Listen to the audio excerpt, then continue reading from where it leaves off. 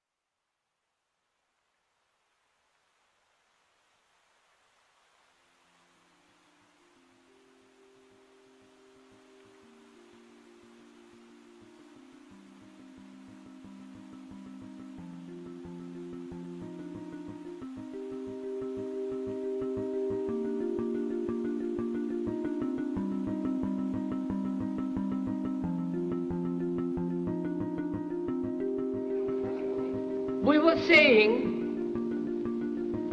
how very important it is to bring about in the human mind the radical revolution. The crisis is a crisis in consciousness, a crisis that cannot anymore accept the old norms, the old patterns, the ancient traditions. And considering what the world is now, with all the misery, conflict, destructive brutality, aggression, and so on, man is still as he was.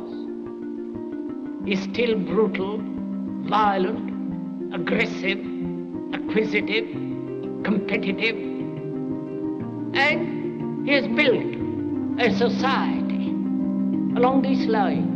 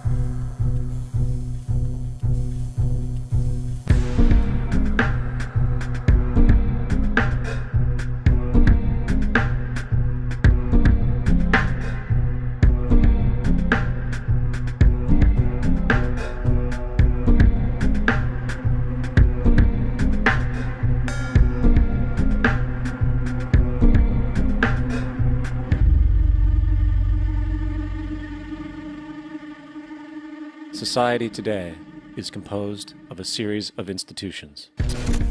From political institutions, legal institutions, religious institutions, to institutions of social class, familial values, and occupational specialization, it is obvious the profound influence these traditionalized structures have in shaping our understandings and perspectives.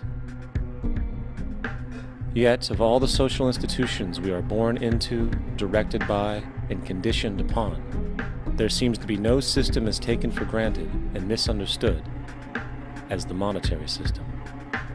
Taking on nearly religious proportions, the established monetary institution exists as one of the most unquestioned forms of faith there is. How money is created, the policies by which it is governed, and how it truly affects society are unregistered interests of the great majority of the population.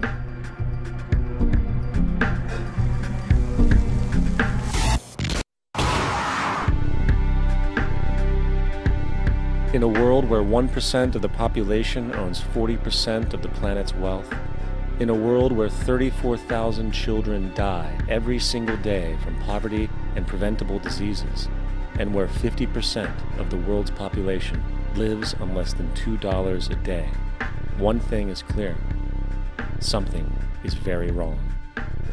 And whether we are aware of it or not, the lifeblood of all of our established institutions, and thus society itself, is money. Therefore, understanding this institution of monetary policy is critical to understanding why our lives are the way they are. Unfortunately, economics is often viewed with confusion and boredom. Endless streams of financial jargon, coupled with intimidating mathematics, quickly deters people from attempts at understanding it. However, the fact is, the complexity associated with the financial system is a mere mask, designed to conceal one of the most socially paralyzing structures humanity has ever endured.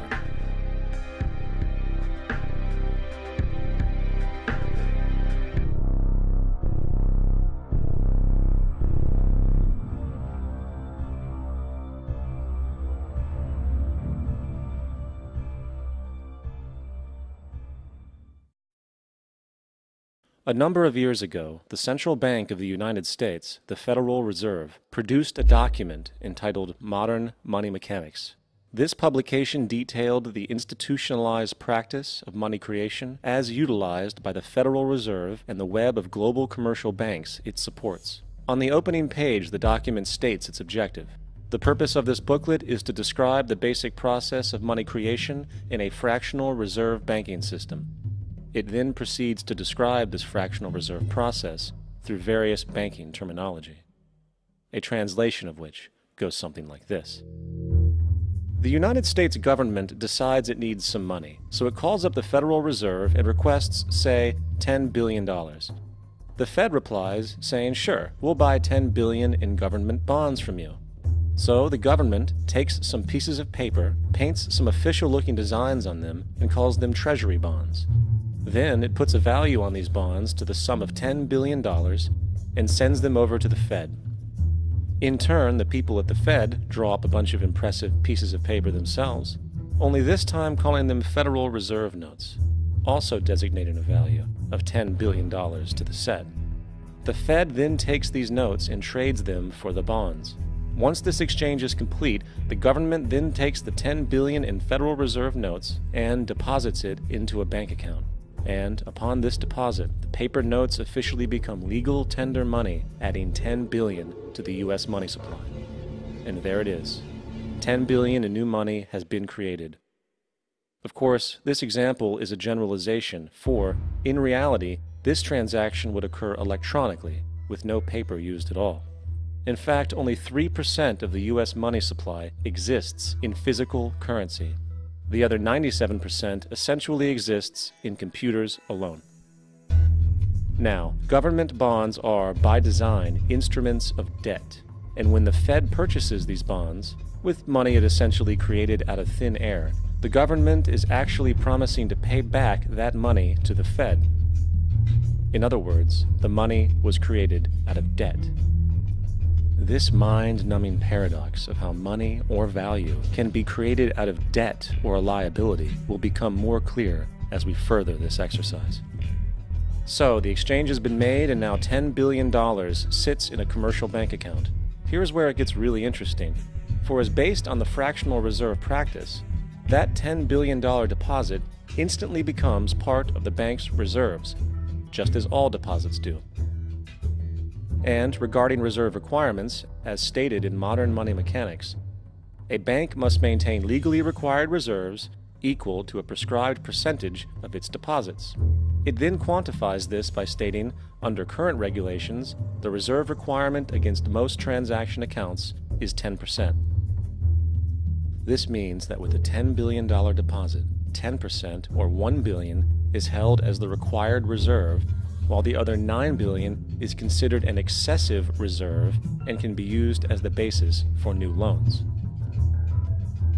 Now, it is logical to assume that this $9 billion is literally coming out of the existing $10 billion deposit. However, this is actually not the case. What really happens is that the $9 billion is simply created out of thin air on top of the existing $10 billion deposit. This is how the money supply is expanded. As stated in modern money mechanics, of course they, the banks, do not really pay out loans from the money they receive as deposits. If they did this, no additional money would be created. What they do when they make loans is to accept promissory notes, loan contracts, in exchange for credits, money, to the borrower's transaction accounts. In other words, the $9 billion can be created out of nothing simply because there is a demand for such a loan and that there is a $10 billion deposit to satisfy the reserve requirements. Now, let's assume that somebody walks into this bank and borrows the newly available $9 billion. They will then most likely take that money and deposit it into their own bank account. The process then repeats, for that deposit becomes part of the bank's reserves. 10% is isolated, and in turn 90% of the $9 billion, or $8.1 billion, is now available as newly created money for more loans. And of course, that 8.1 can be loaned out and redeposited, creating an additional 7.2 billion, to 6.5 billion, to 5.9 billion, etc. This deposit money creation loan cycle can technically go on to infinity. The average mathematical result is that about $90 billion can be created on top of the original $10 billion.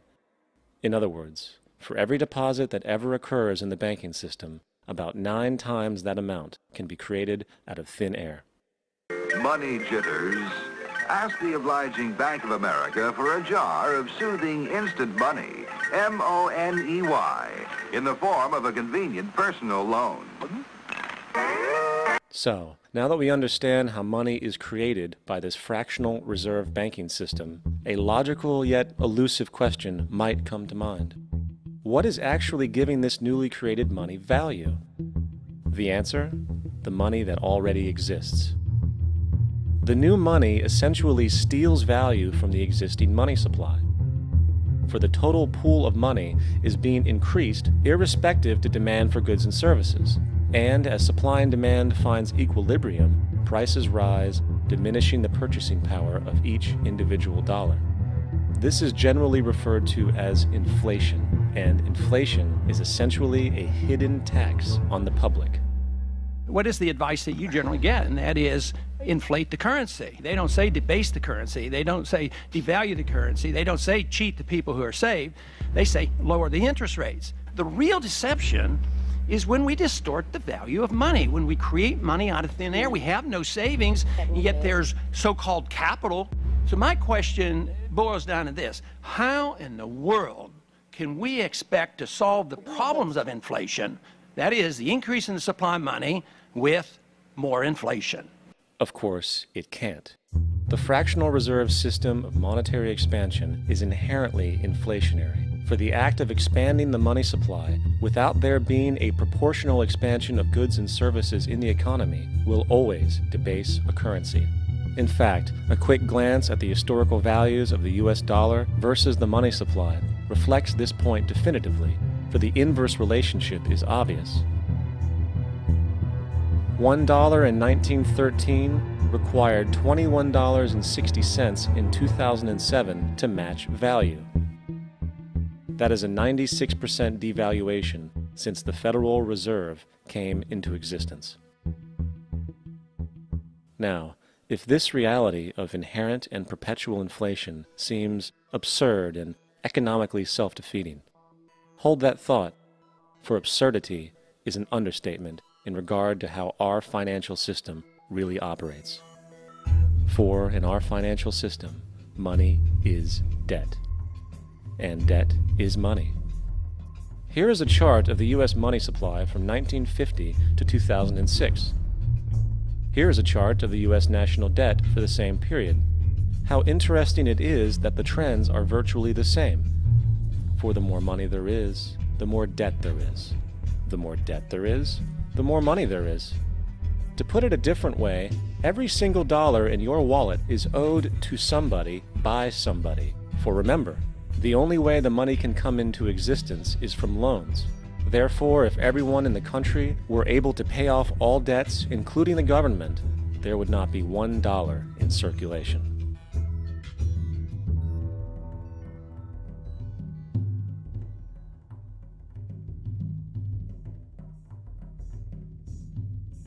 In fact, the last time in American history the national debt was completely paid off was in 1835, after President Andrew Jackson shut down the central bank that preceded the Federal Reserve. In fact, Jackson's entire political platform essentially revolved around his commitment to shut down the central bank, stating at one point, "The bold efforts the present bank has made to control the government are but premonitions of the fate that awaits the American people, should they be deluded into a perpetuation of this institution or the establishment of another like it." Unfortunately, his message was short-lived, and the international bankers succeeded to install another central bank in 1913, the Federal Reserve. And as long as this institution exists, perpetual debt is guaranteed. Now, so far we have discussed the reality that money is created out of debt, through loans. These loans are based on a bank's reserves, and reserves are derived from deposits. And through this fractional reserve system, any one deposit can create 9 times its original value, in turn debasing the existing money supply, raising prices in society. And since all this money is created out of debt and circulated randomly through commerce, people become detached from their original debt, and a disequilibrium exists where people are forced to compete for labor in order to pull enough money out of the money supply to cover their costs of living. As dysfunctional and backwards as all of this might seem, there is still one thing we have omitted from this equation. And it is this element of the structure which reveals the truly fraudulent nature of the system itself: the application of interest. When the government borrows money from the Fed, or when a person borrows money from a bank, it almost always has to be paid back with accrued interest. In other words, almost every single dollar that exists must be eventually returned to a bank with interest paid as well. But if all money is borrowed from the central bank and is expanded by commercial banks through loans, only what would be referred to as the principal is being created in the money supply. So then, where is the money to cover all of the interest that is charged? Nowhere. It doesn't exist. The ramifications of this are staggering, for the amount of money owed back to the banks will always exceed the amount of money that is available in circulation. This is why inflation is a constant in the economy, for new money is always needed to help cover the perpetual deficit built into the system, caused by the need to pay the interest. What this also means is that mathematically, defaults and bankruptcy are literally built into the system, and there will always be poor pockets of society that get the short end of the stick. An analogy would be a game of musical chairs, for once the music stops, somebody is left out to dry. And that's the point. It invariably transfers true wealth from the individual to the banks. For if you are unable to pay for your mortgage, they will take your property. This is particularly enraging when you realize that not only is such a default inevitable due to the fractional reserve practice, but also because of the fact that the money that the bank loaned to you didn't even legally exist in the first place. In 1969, there was a Minnesota court case involving a man named Jerome Daly, who was challenging the foreclosure of his home by the bank which provided the loan to purchase it. His argument was that the mortgage contract required both parties, being he and the bank, each put up a legitimate form of property for the exchange. In legal language, this is called consideration.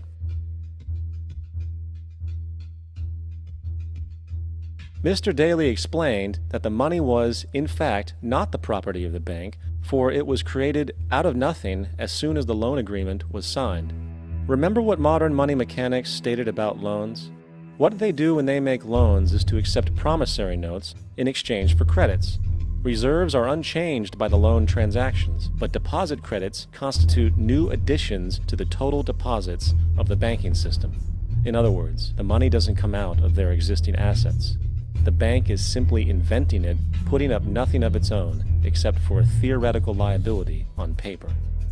As the court case progressed, the bank's president, Mr. Morgan, took the stand, and in the judge's personal memorandum, he recalled that the plaintiff, bank's president, admitted that, in combination with the Federal Reserve Bank, did create the money and credit upon its books by bookkeeping entry. The money and credit first came into existence when they created it. Mr. Morgan admitted that no United States law or statute existed which gave him the right to do this. A lawful consideration must exist and be tendered to support the note. The jury found that there was no lawful consideration, and I agree. He also poetically added, "Only God can create something of value out of nothing." And upon this revelation, the court rejected the bank's claim for foreclosure, and Daley kept his home. The implications of this court decision are immense. For every time you borrow money from a bank, whether it is a mortgage loan or a credit card charge, the money given to you is not only counterfeit, it is an illegitimate form of consideration, and hence voids the contract to repay, for the bank never had the money as property to begin with. Unfortunately, such legal realizations are suppressed and ignored, and the game of perpetual wealth transfer and perpetual debt continues. And this brings us to the ultimate question: why? During the American Civil War, President Lincoln bypassed the high-interest loans offered by the European banks and decided to do what the Founding Fathers advocated, which was to create an independent and inherently debt-free currency. It was called the greenback.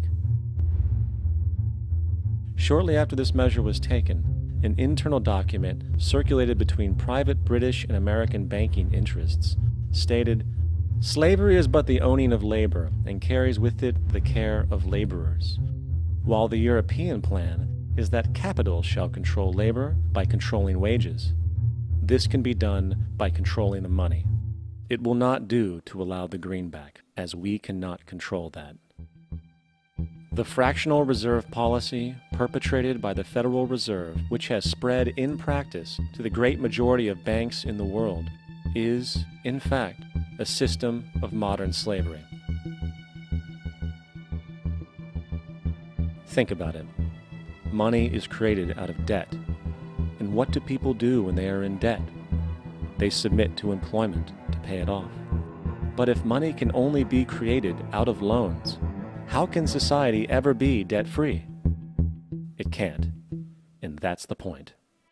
And it is the fear of losing assets coupled with the struggle to keep up with the perpetual debt and inflation inherent in the system, compounded by the inescapable scarcity within the money supply itself, created by the interest that can never be repaid, that keeps the wage slave in line, running on the hamster wheel with millions of others, in effect powering an empire that truly benefits only the elite at the top of the pyramid.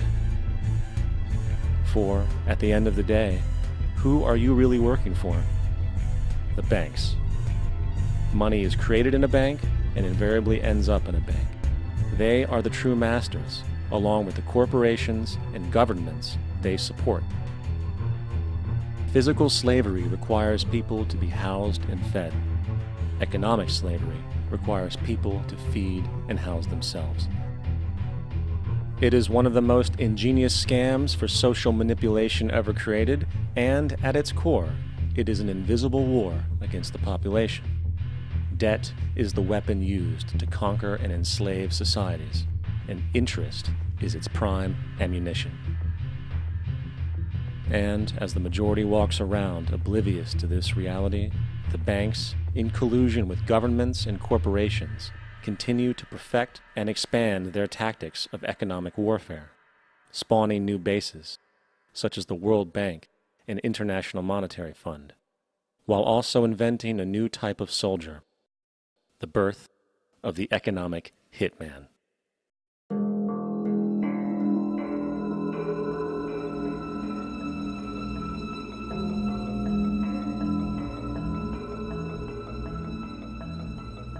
We economic hitmen really have been the ones responsible for creating this first truly global empire.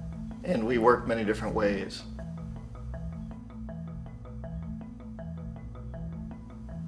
But perhaps the most common is that we will identify a country that has resources our corporations covet, like oil, and then arrange a huge loan to that country from the World Bank or one of its sister organizations. But the money never actually goes to the country. Instead, it goes to our big corporations to build infrastructure projects in that country, power plants, industrial parks, ports, things that benefit a few rich people in that country, in addition to our corporations, but really don't help the majority of the people at all. However, those people, the whole country is left holding a huge debt. It's such a big debt they can't repay it, and that's part of the plan, that they can't repay it. And so at some point, we economic hitmen go back to them and say, listen, you owe us a lot of money, can't pay your debts, so sell your oil real cheap to our oil companies. Allow us to build a military base in your country, or send troops in support of ours to someplace in the world like Iraq, or vote with us on the next UN vote. To have their electric utility company privatized and their water and sewage system privatized and sold to U.S. corporations or other multinational corporations. So there was that whole mushrooming thing, and it's so typical of the way the IMF and the World Bank work, that you put a country in debt, it's such a big debt it can't pay it, and then you offer to refinance that debt and pay even more interest. And you demand this quid pro quo, which you call a conditionality or good governance, which means basically that they've got to sell off their resources, including many of their social services, their utility companies, their school systems sometimes, their penal systems, their insurance systems, to foreign corporations. So it's a double, triple, quadruple whammy. The precedent for economic hitmen really began back in the early 50s when democratically elected Mossadegh, who was elected in Iran, he was considered to be the hope for democracy in the Middle East and around the world. He was Time Magazine's Man of the Year. But one of the things that he'd run on and began to implement was the idea that foreign oil companies needed to pay the Iranian people a lot more for the oil that they were taking out of Iran. The Iranian people should benefit from their own oil. Strange policy. We didn't like that, of course. But we were afraid to do what we normally were doing, which was to send in the military. Instead, we sent in one CIA agent, Kermit Roosevelt, Teddy Roosevelt's relative. And Kermit went in with a few $1 million and was very, very effective and efficient. And in a short amount of time, he managed to get Mossadegh overthrown and brought in the Shah of Iran to replace him, who always was favorable to oil. And it was extremely effective. Mobs overflow Tehran. Army officers shout that Mossadegh has surrendered and his regime as virtual dictator of Iran is ended. Pictures of the Shah are paraded through the streets as sentiment reverses. The Shah is welcomed home. So back here in the United States, in Washington, people looked around and said, wow, that was easy and cheap. So this established a whole new way of manipulating countries, of creating empire. The only problem with Roosevelt was that he was a card-carrying CIA agent, and had he been caught, the ramifications could have been pretty serious. So very quickly at that point, the decision was made to use private consultants to channel the money through the World Bank or the IMF or one of the other such agencies, to bring in people like me who worked for private companies, so that if we got caught, there would be no governmental ramifications.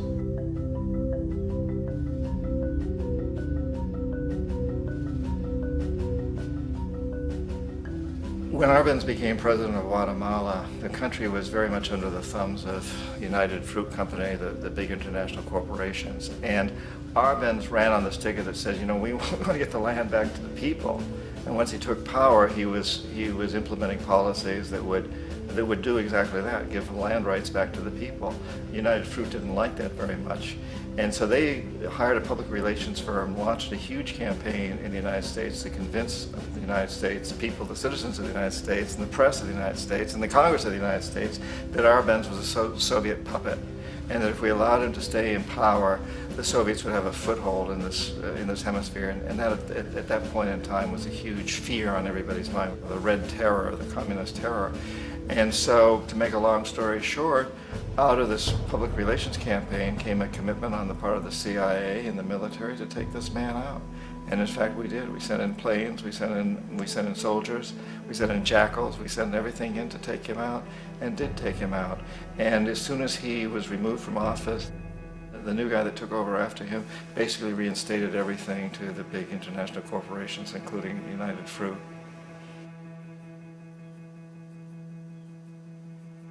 Ecuador for many, many years had been ruled by pro-US dictators, often relatively brutal.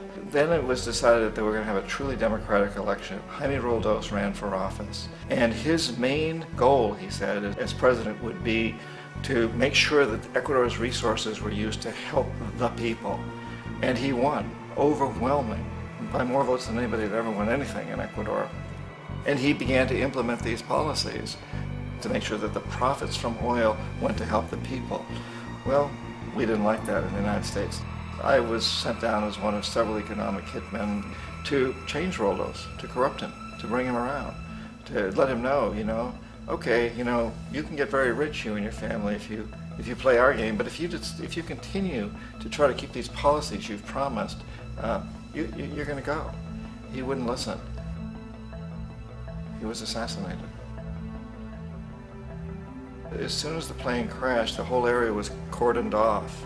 The only people allowed in were U.S. military from a nearby base and some of the Ecuadorian military. When an investigation was launched, 2 of the key witnesses died in car accidents before they had a chance to testify. A lot of very, very strange things that went on around the assassination of Jaime Roldos. I, like most people who've really looked at this case, have absolutely no doubt that it was an assassination. And of course, in my position as an economic hitman, I was always expecting something to happen to Jaime, whether it be a coup or assassination, I wasn't sure, but that he would be taken down because he was not being corrupted. He would not allow himself to be corrupted the way we wanted to corrupt him.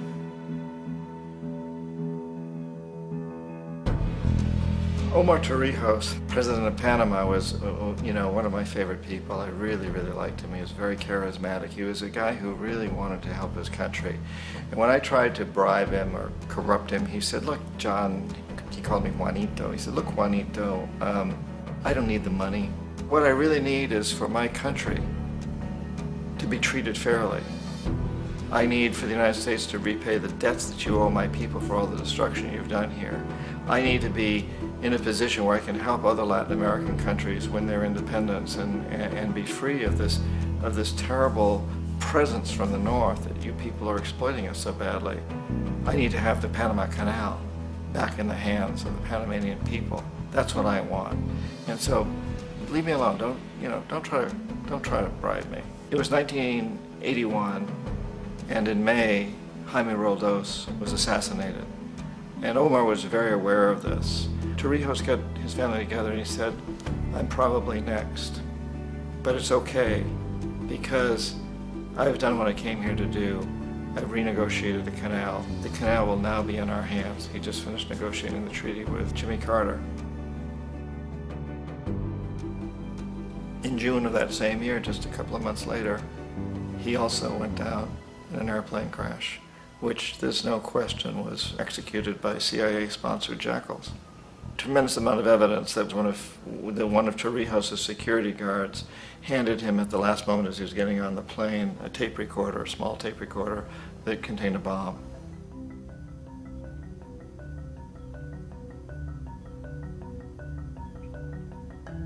It is interesting to me how this system has continued pretty much the same way for years and years and years, except the economic hitmen have got better and better and better. Then we come up with, very recently, what happened in Venezuela. In 1998, Hugo Chavez gets elected president, following a long line of presidents who had been very corrupt and basically destroyed the economy of the country. And Chavez was elected amidst all that. Chavez stood up to the United States, and he's done it primarily demanding that Venezuelan oil be used to help the Venezuelan people. Well, we didn't like that in the United States. So in 2002, a coup was staged, which there's no question in my mind, and most other people's minds, that the CIA was behind that coup.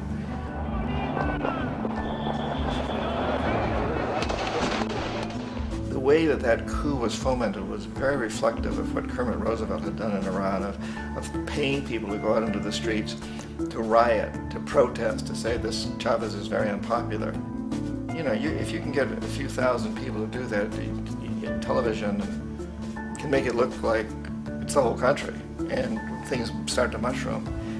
Except in the case of Chavez, he was smart enough, and the people were so strongly behind him that they overcame it, which was a phenomenal moment in the history of Latin America.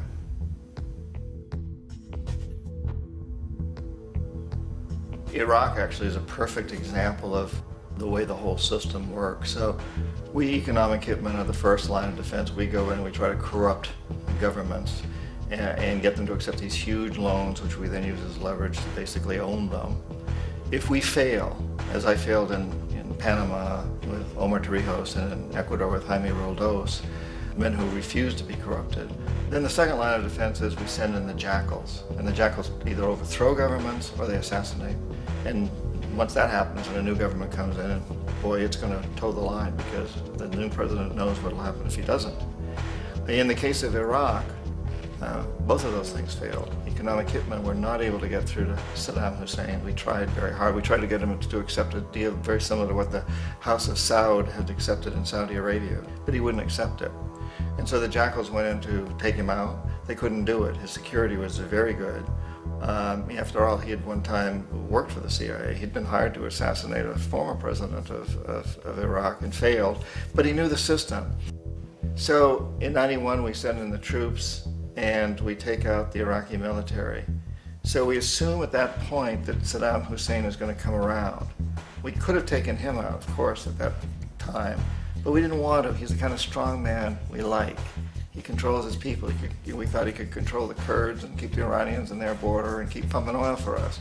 And that once we took out his military, now he's going to come around. So the economic hitmen go back in the 90s without success. If they'd had success, he'd still be running the country. We'd be selling him all the fighter jets he wants and everything else he wants. But they couldn't, they didn't have success. The jackals couldn't take him out again, so we sent the military in once again, and this time we did the complete job and took him out, and in the process created for ourselves some very, very lucrative construction deals. We had to reconstruct a country that we'd essentially destroyed, which is a pretty good deal if you own construction companies, big ones. So, you know, Iraq shows the three stages. The economic hitmen failed there, the jackals failed there, and as a final measure, the military goes in. And in that way, we've really created an empire, but we've done it very, very subtly.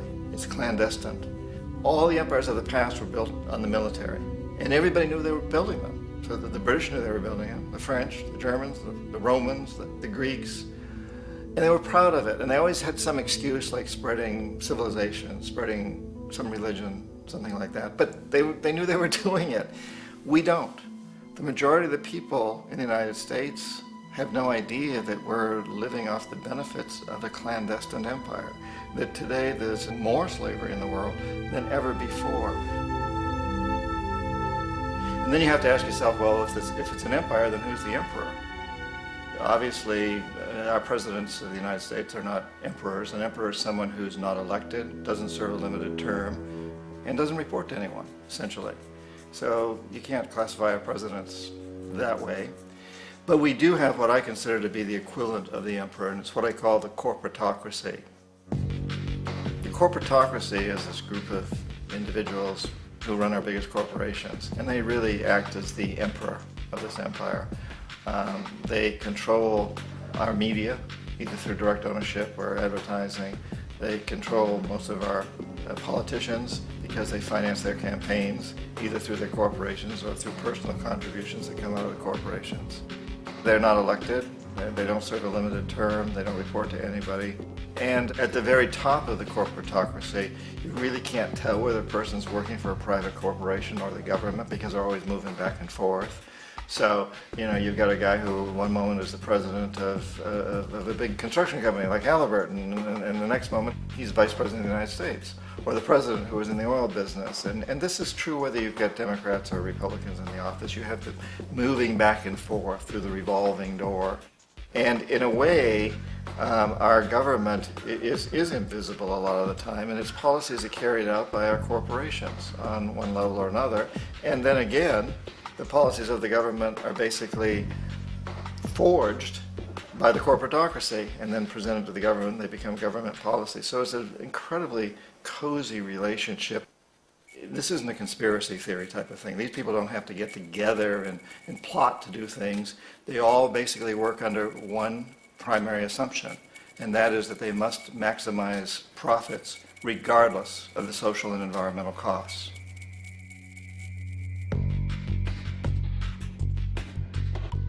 This process of manipulation by the corporatocracy through the use of debt, bribery, and political overthrow is called globalization.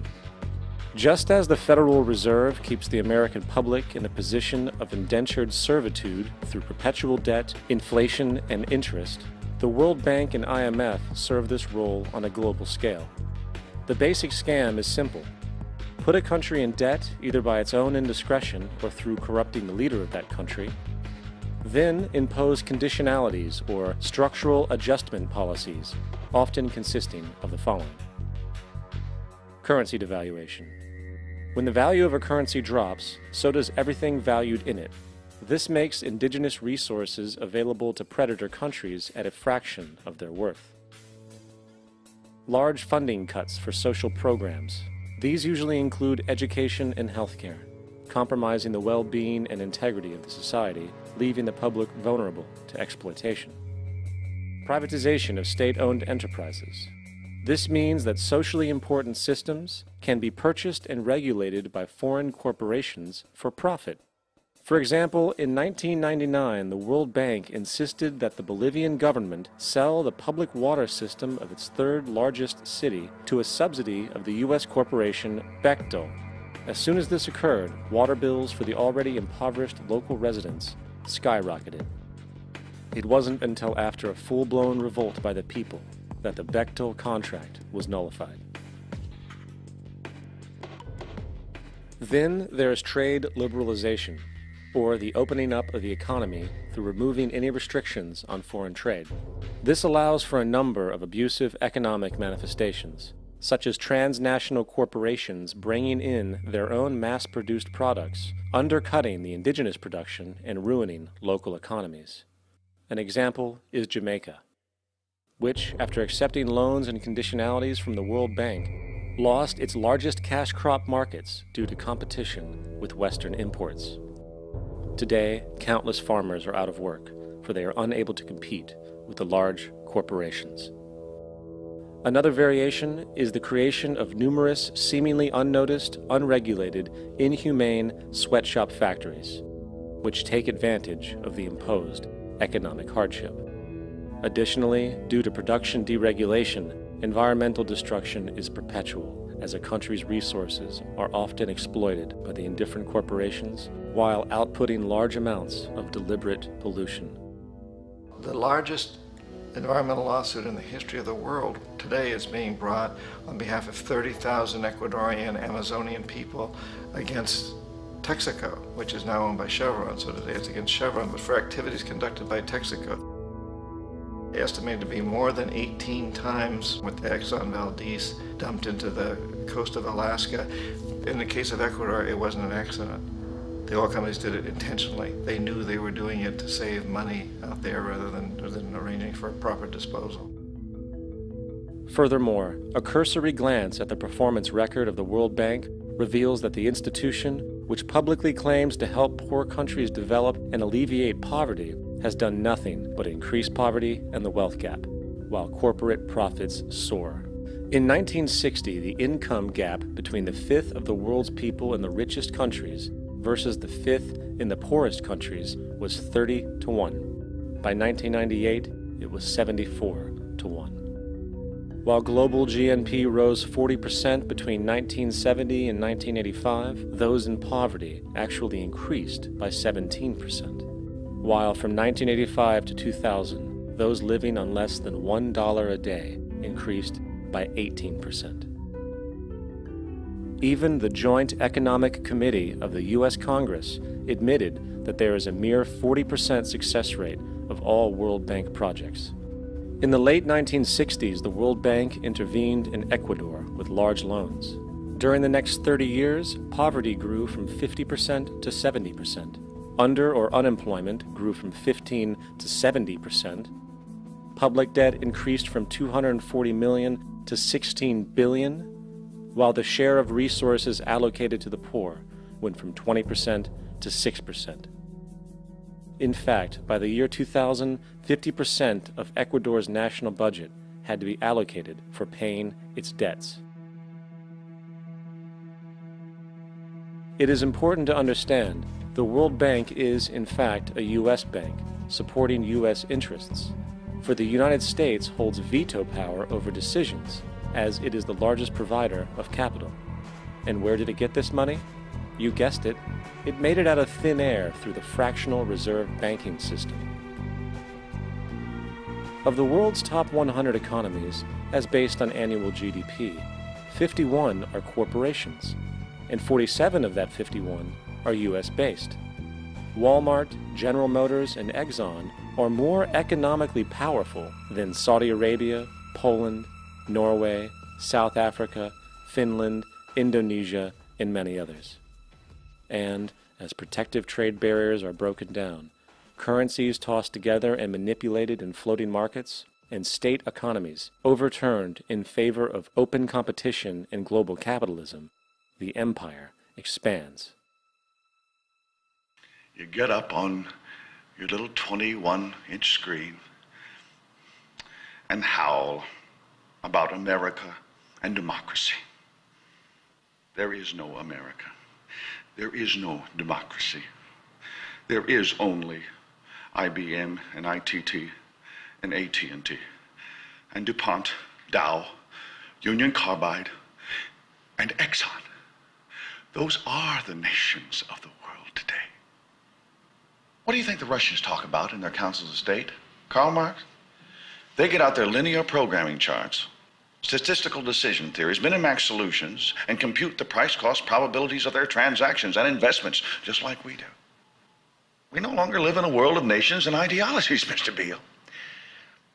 The world is a college of corporations, inexorably determined by the immutable bylaws of business. The world is a business, Mr. Beale.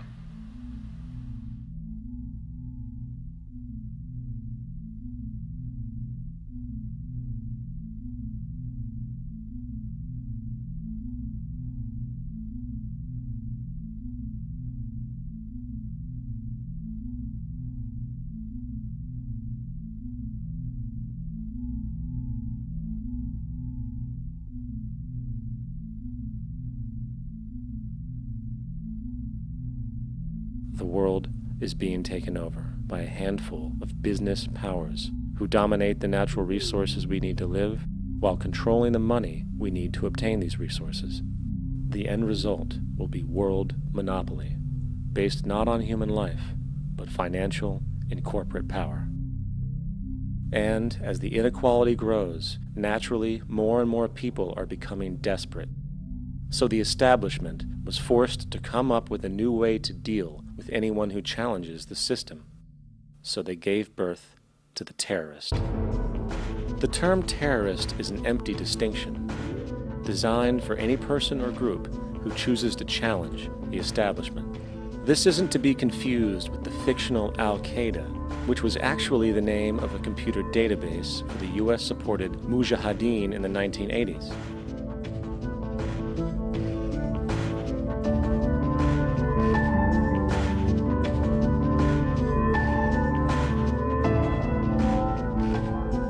In 2007, the Department of Defense received $161.8 billion for the so-called global war on terrorism. According to the National Counterterrorism Center, in 2004, roughly 2,000 people were killed internationally due to supposed terrorist acts.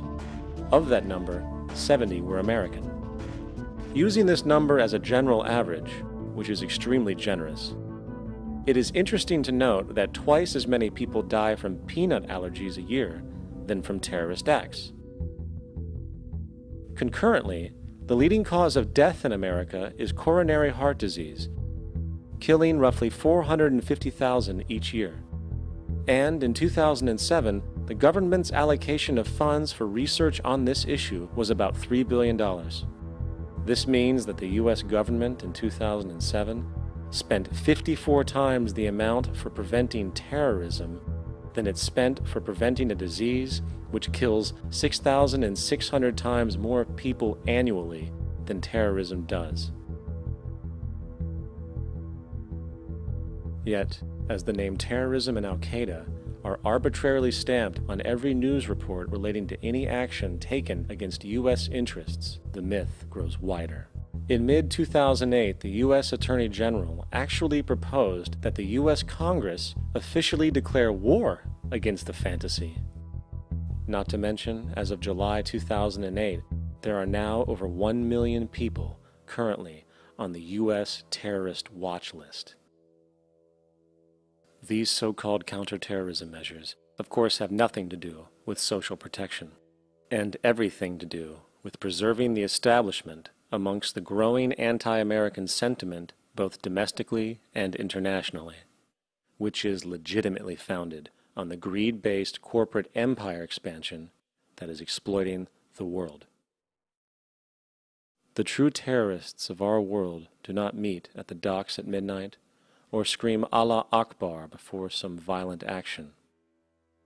The true terrorists of our world wear $5,000 suits and work in the highest positions of finance, government, and business.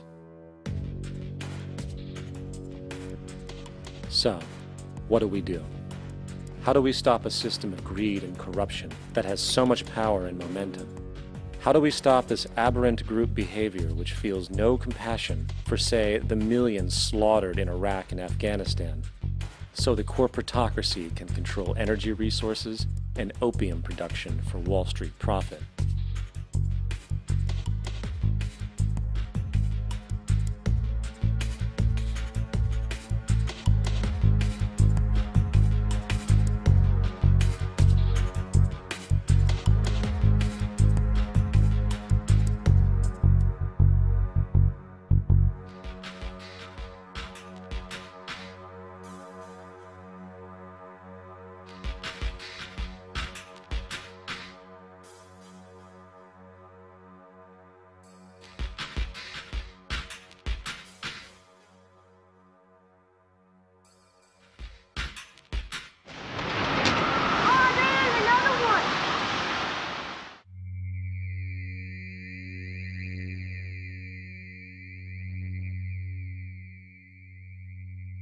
How do we stop a system of greed and corruption that condemns poor populations to sweatshop slavery for the benefit of Madison Avenue? Or that engineers false flag terror attacks for the sake of manipulation? Or that generates built-in modes of social operation which are inherently exploitative? Or that systematically reduces civil liberties and violates human rights in order to protect itself from its own shortcomings? How do we deal with the numerous covert institutions, such as the Council on Foreign Relations, the Trilateral Commission, and the Bilderberg Group, and other undemocratically elected groups which, behind closed doors, collude to control the political, financial, social, and environmental elements of our lives? In order to find the answer, we must first find the true underlying cause. For the fact is, the selfish, corrupt, power, and profit-based groups are not the true source of the problem. They are symptoms.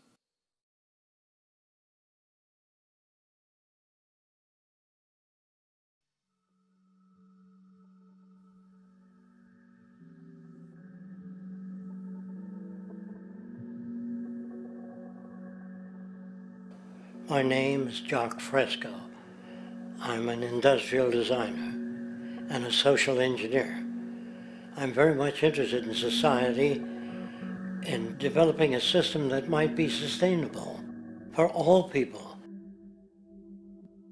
First of all, the word corruption is a monetary invention. That aberrant behavior that's disruptive to the well-being of people. Well, you're dealing with human behavior. And human behavior appears to be environmentally determined, meaning if you were raised by the Seminole Indians as a baby, never saw anything else, you'd hold that value system. And this goes for nations, it goes for individuals, for families. They try to indoctrinate their children to their particular faith and their country and make them feel like they're part of that. And they build a society which they call established. They establish a workable point of view and tend to perpetuate that, whereas all societies are really emergent, not established. And so they fight new ideas that would interfere with the establishment. Governments try to perpetuate that which keeps them in power. People are not elected to political office to change things. They're put there to keep things the way they are. So you see, the basis of corruption is in our society. Let me make it clear. All nations, then, are basically corrupt because they tend to uphold existing institutions. I don't mean to uphold or downgrade all nations, but communism, socialism, fascism, the free enterprise system, and all other subcultures are the same. They are all basically corrupt. The most fundamental characteristic of our social institutions is the necessity for self-preservation. Whether dealing with a corporation, a religion, or a government, the foremost interest is to preserve the institution itself. For instance, the last thing an oil company would ever want is the utilization of energy that was outside of its control, for it makes that company less relevant to society. Likewise, the Cold War and the collapse of the Soviet Union was, in reality, a way to preserve and perpetuate the established economic and global hegemony of the United States. Similarly, religions condition people to feel guilty for natural inclinations, each claiming to offer the only path to forgiveness and salvation. At the heart of this institutional self-preservation lies the monetary system, for it is money that provides the means for power and survival. Therefore, just as a poor person might be forced to steal in order to survive, it is a natural inclination to do whatever is needed to continue an institution's profitability. This makes it inherently difficult for profit-based institutions to change, for it puts in jeopardy not only the survival of large groups of people, but also the coveted materialistic lifestyles associated with affluence and power. Therefore, the paralyzing necessity to preserve an institution, regardless of its social relevance, is largely rooted in the need for money or profit.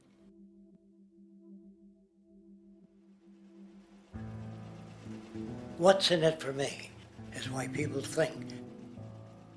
And so if a man makes money selling a certain product, naturally he's going to fight the existence of another product that may threaten his institution. Therefore, people cannot be fair, and people do not trust each other. A guy will come over to you and say, I got just the house you're looking for. He's a salesman. When a doctor says, I think your kidney has to come out, I don't know if he's trying to pay off a yacht or whether my kidney has to come out. It's hard in a monetary system to trust people. If you came into my store and I said, this lamp that I've got is pretty good, but the lamp next door is much better, I wouldn't be in business very long. It wouldn't work. If I were ethical, it wouldn't work. So when you say industry cares for people, that's not true. They can't afford to be ethical. So your system is not designed to serve the well-being of people. If you still don't understand that, there would be no outsourcing of jobs if they cared about people. Industry does not care. They only hire people because it hasn't been automated yet. So don't talk about decency and ethics. We cannot afford it and remain in business.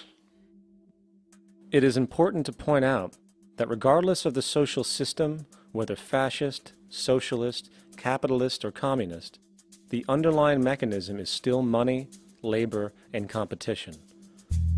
Communist China is no less capitalistic than the United States, The only difference is the degree by which the state intervenes in enterprise.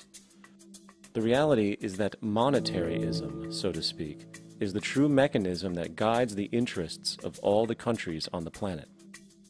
The most aggressive and hence dominant variation of this monetaryism is the free enterprise system. The fundamental perspective, as put forth by early free market economists like Adam Smith, is that self-interest in competition leads to social prosperity, as the act of competition creates incentive, which motivates people to persevere. However, what isn't talked about is how a competition-based economy invariably leads to strategic corruption, power and wealth consolidation, social stratification, technological paralysis, labor abuse, and ultimately, a covert form of government dictatorship by the rich elite. The word corruption is often defined as moral perversion. If a company dumps toxic waste into the ocean to save money, most people recognize this as corrupt behavior. On a more subtle level, when Walmart moves into a small town and forces small businesses to shut down for they are unable to compete, a gray area emerges. For what exactly is Walmart doing wrong? Why should they care about mom-and-pop organizations they destroy?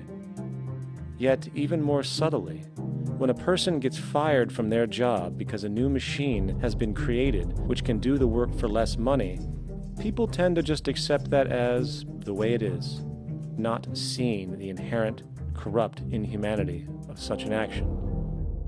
Because the fact is, whether it is dumping toxic waste, having a monopoly enterprise, or downsizing the workforce, the motive is the same: profit. They are all different degrees of the same self-preserving mechanism, which always puts the well-being of people second to monetary gain. Therefore, corruption is not some byproduct of monetaryism. It is the very foundation. And while most people acknowledge this tendency on one level or another, the majority remains naive as to the broad ramifications of having such a selfish mechanism as the guiding mentality in society. Internal documents show that after this company positively, absolutely knew that they had a medication that was infected with the AIDS virus, they took the product off the market in the U.S. and then they dumped it in France, Europe, Asia, and Latin America. The U.S. government allowed it to happen. The FDA allowed this to happen. And now the government is completely looking the other way. Thousands of innocent hemophiliacs have died from the AIDS virus. This company knew absolutely that it was infected with AIDS. They dumped it because they wanted to turn this disaster into a profit. So you see, you have built-in corruption. We're all chiseling off each other, and you can't expect decency and that sort of thing. And feeling that, they don't know who to elect. They think in terms of a democracy, which is not possible in a monetary-based economy. If you have more money to advertise your position, the position you desire in government, that isn't a democracy. It serves those in positions of differential advantage. So it's always a dictatorship of the elitists, the financially wealthy.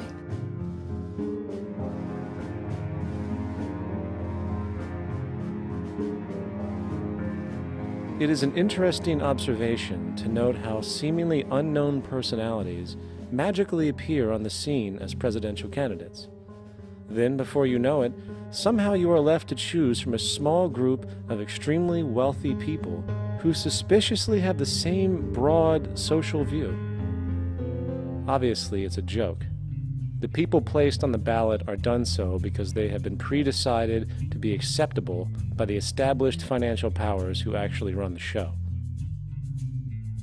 Yet, many who understand this illusion of democracy often think, if only we could just get our honest, ethical politicians in power, then we would be okay. Well, while this idea, of course, seems reasonable in our established-oriented worldview, it is, unfortunately, another fallacy. For when it really comes down to what is actually important, the institution of politics, and thus politicians themselves, have absolutely no true relevance as to what makes our world and society function. It's not politicians that can solve problems. They have no technical capabilities. They don't know how to solve problems. Even if they were sincere, they don't know how to solve problems. It's the technicians that produce the desalinization plants. It's the technicians that give you electricity, that give you motor vehicles, that heat your house and cool it in the summertime. It's technology that solves problems, not politics. Politics cannot solve problems because they're not trained to do so. Very few people today stop and consider what it is that actually improves their lives. Is it money? Obviously not. One cannot eat money or stuff money into their car to get it to run. Is it politics? All politicians can do is create laws, establish budgets, and declare war. Is it religion? Of course not. Religion creates nothing except intangible emotional solace for those who require it. The true gift that we as human beings have, which has been solely responsible for everything that has improved our lives, is technology. What is technology? Technology is a pencil which allows one to solidify ideas on paper for communication. Technology is an automobile which allows one to travel faster than feet would allow. Technology is a pair of eyeglasses which enables sight for those who need it. Applied technology itself is merely an extension of human attributes which reduces human effort, freeing humans from a particular chore or problem. Imagine what your life would be like today without a telephone, or an oven, or a computer, or an airplane. Everything in your home which you take for granted, from a doorbell, to a table, to a dishwasher, is technology generated from the creative, scientific ingenuity of human technicians, not money, politics, or religion. These are false institutions. And writing your congressman is fantastic. They tell you to write your congressman if you want something done. The men in Washington should be at the forefront of technology, the forefront of human studies, the forefront of crime, all the factors that shape human behavior. You don't have to write your congressman. What kind of people are they that are appointed to do that job? The future will have great difficulty. And the question that's raised by politicians is, how much will a project cost? The question is not, how much will it cost? Do we have the resources? And we have the resources today to house everyone, build hospitals all over the world, build schools all over the world, the finest equipment and labs for teaching and doing medical research. So you see, we have all that, but we're in a monetary system. And in a monetary system, there's profit. And what is the fundamental mechanism that drives the profit system besides self-interest? What is it exactly that maintains that competitive edge at its core? Is it high efficiency and sustainability? No, that isn't part of their design. Nothing produced in our profit-based society is even remotely sustainable or efficient. If it was, there wouldn't be a multi-million-dollar-a-year service industry for automobiles, nor would the average lifespan for most electronics be less than 3 months before they're obsolete. Is it abundance? Absolutely not. Abundance, as based on the laws of supply and demand, is actually a negative thing. If a diamond company finds 10 times the usual amount of diamonds during their mining, it means the supply of diamonds has increased, which means the cost and profit per diamond drops. The fact is, efficiency, sustainability, and abundance are enemies of profit. To put it into a word, it is the mechanism of scarcity that increases profits. What is scarcity? Based on keeping products valuable. Slowing up production on oil raises the price. Maintaining scarcity of diamonds keeps the price high. They burn diamonds at the Kimberley diamond mines. They're made of carbon. That keeps the price up. So then, what does it mean for society when scarcity, either produced naturally or through manipulation, is a beneficial condition for industry. It means that sustainability and abundance will never ever occur in a profit system, for it simply goes against the very nature of the structure. Therefore, it is impossible to have a world without war or poverty. It is impossible to continually advance technology to its most efficient and productive states. And, most dramatically, it is impossible to expect human beings to behave in truly ethical or decent ways.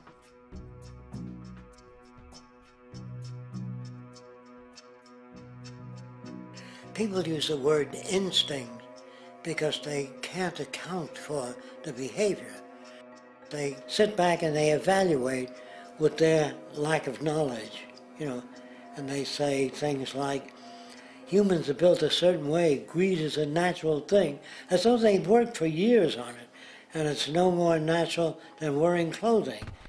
What we want to do is to eliminate the causes of the problems, eliminate the processes that produce greed and bigotry and prejudice and people taking advantage of one another and elitism, eliminating the need for prisons and welfare.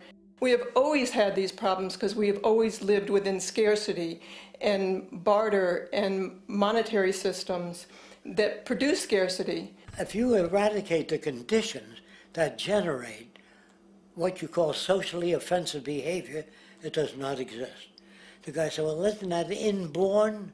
No, it's not. There is no human nature, there's human behavior, and that's always been changed throughout history. You're not born with bigotry and greed and corruption and hatred. You pick that up within the society. War, poverty, corruption, hunger, misery, human suffering will not change in a monetary system. That is, there'll be very little significant change. It's going to take the redesign of our culture, our values, and it has to be related to the carrying capacity of the earth, not some human opinion or some politician's notions of the way the world ought to be, or some religious notions of the conduct of human affairs. And that's what the Venus Project is about. The society that we're about to talk about is a society that is free of all the old superstitions, incarceration, prisons, police, cruelty, and law.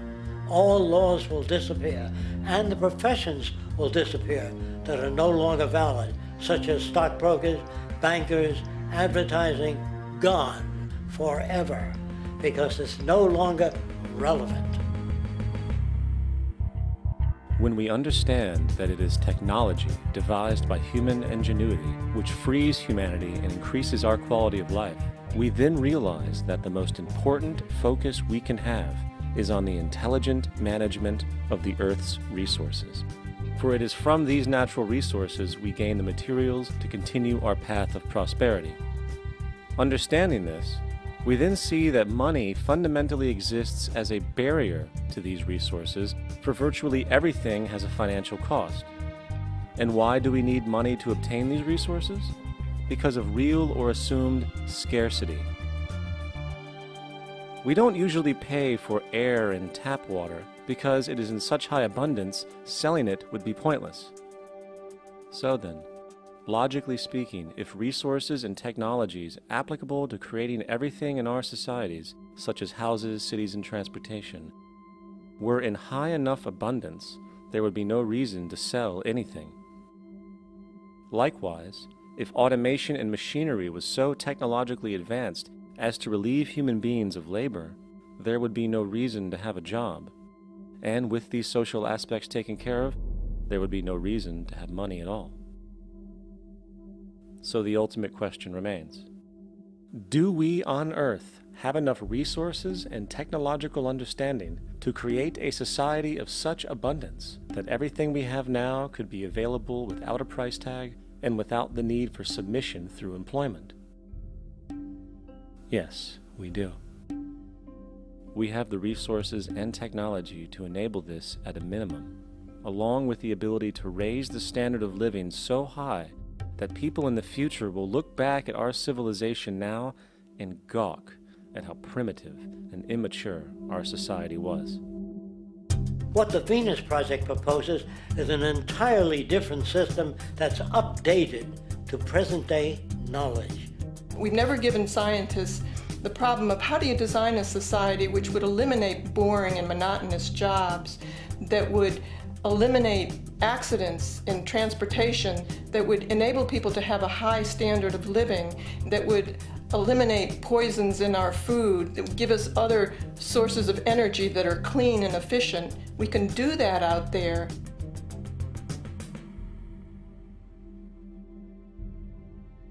The major difference between a resource-based economy and a monetary system is that a resource-based economy is really concerned with people and their well-being, where a monetary system has become so distorted that the concerns of the people are really secondary, if they're there at all. The products that are turned out are for how much money you can get. If there is a problem in society and you can't earn money from solving that problem, then it won't be done. The resource-based economy is really not close to anything that's been tried. And with all our technology today, we can create abundance. It could be used to improve everyone's lifestyle. Abundance all over the world if we use our technology wisely and maintain the environment. It's a very different system, and it's very hard to talk about because the public is not that well enough informed as to the state of technology.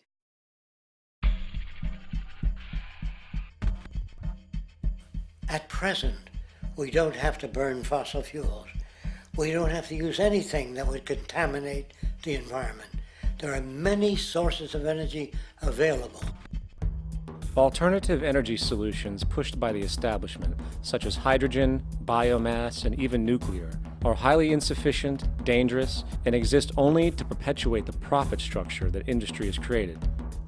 When we look beyond the propaganda and self-serving solutions put forth by the energy companies, we find a seemingly endless stream of clean, abundant, and renewable energy for generating power. Solar and wind energy are well known to the public, but the true potential of these mediums remains unexpressed. Solar energy, derived from the sun, has such abundance that 1 hour of light at high noon contains more energy than what the entire world consumes in a year. If we could capture 1/100% of this energy, the world would never have to use oil, gas, or anything else. The question then is not availability, but the technology to harness it. And there are many advanced mediums today which could accomplish just that, if they were not hindered by the need to compete for market share with the established energy power structures. Then there's wind energy. Wind energy has long been denounced as weak, and due to being location-driven, impractical. This is simply not true. The U.S. Department of Energy admitted in 2007 that if wind was fully harvested in just 3 of America's 50 states, it could power the entire nation. And then there are the rather unknown mediums of tidal and wave power. Tidal power is derived from tidal shifts in the ocean. Installing turbines which capture this movement generates energy. In the United Kingdom, 42 sites are currently noted as available, forecasting that 34% of all the UK's energy could come from tidal power alone. Wave power, which extracts energy from the surface motions of the ocean, is estimated to have a global potential of up to 80,000 terawatt-hours a year. This means 50% of the entire planet's energy usage could be produced from this medium alone. Now, it is important to point out that tidal, wave, solar, and wind power requires virtually no preliminary energy to harness, unlike coal, oil, gas, biomass, hydrogen, and all the others. In combination, these 4 mediums alone, if efficiently harnessed through technology, could power the world forever. That being said, there happens to be another form of clean, renewable energy which trumps them all: geothermal power. Geothermal energy utilizes what is called heat mining, which, through a simple process using water, is able to generate massive amounts of clean energy. In 2006, an MIT report on geothermal energy found that 13,000 zettajoules of power are currently available in the Earth, with the possibility of 2,000 zettajoules being easily tappable with improved technology. The total energy consumption of all the countries on the planet is about half of a zettajoule a year. This means about 4,000 years of planetary power could be harnessed in this medium alone. And when we understand that the Earth's heat generation is constantly renewed, this energy is really limitless and could be used forever. These energy sources are only a few of the clean, renewable mediums available, and as time goes on, we will find more. The grand realization is that we have total energy abundance without the need for pollution, traditional conservation, or in fact, a price tag. And what about transportation? The prevailing means of transportation in our societies is by automobile and aircraft, both of which predominantly need fossil fuels to run. In the case of the automobile, the battery technology needed to power an electric car that can go over 100 miles an hour for over 200 miles on one charge exists, and has existed for many years. However, due to battery patents controlled by the oil industry, which limits their availability to maintain market share, coupled with political pressure from the energy industry, the accessibility and affordability of this technology is limited. There is absolutely no reason other than pure, corrupt profit interest that every single vehicle in the world cannot be electric and utterly clean, with zero need for gasoline. As far as airplanes, it is time we realize that this means of travel is inefficient, cumbersome, slow, and causes far too much pollution. This is a maglev train. It uses magnets for propulsion. It is fully suspended by a magnetic field and requires less than 2% of the energy used for plane travel. The train has no wheels, so nothing can wear out. The current maximum speed of versions of this technology, as used in Japan, is 361 miles per hour. However, this version of the technology is very dated. An organization called ET3, which has connections with the Venus Project, has established a tube-based maglev that can travel up to 4,000 miles per hour in a motionless, frictionless tube, which can go over land or underwater. Imagine going from LA to New York for an extended lunch break, or from Washington, D.C. to Beijing, China in 2 hours. This is the future of continental and intercontinental travel, fast, clean, with only a fraction of the energy usage we use today for the same means. In fact, between maglev technology, advanced battery storage, and geothermal energy, there would be no reason to ever burn fossil fuels again. And we can do this now if we were not held back by the paralyzing profit structure. Now, America is inclined toward fascism. It has a propensity by its dominant philosophy and religion to uphold the fascist point of view. American industry is essentially a fascist institution. If you don't understand that, the minute you punch that time clock, you walk into a dictatorship. We're given notions about the respectability of work, and I really look at it as being paid slavery. They're brought up to believe that you shall earn your living by the sweat of your brow. That holds people back, freeing people from drudgery, repetitive jobs which make them ignorant. You rob them. In our society, that is a resource-based economy, machines free people. You see, we can't imagine that because we've never known that kind of world. If we look back at history, we see a very clear pattern of machine automation slowly replacing human labor.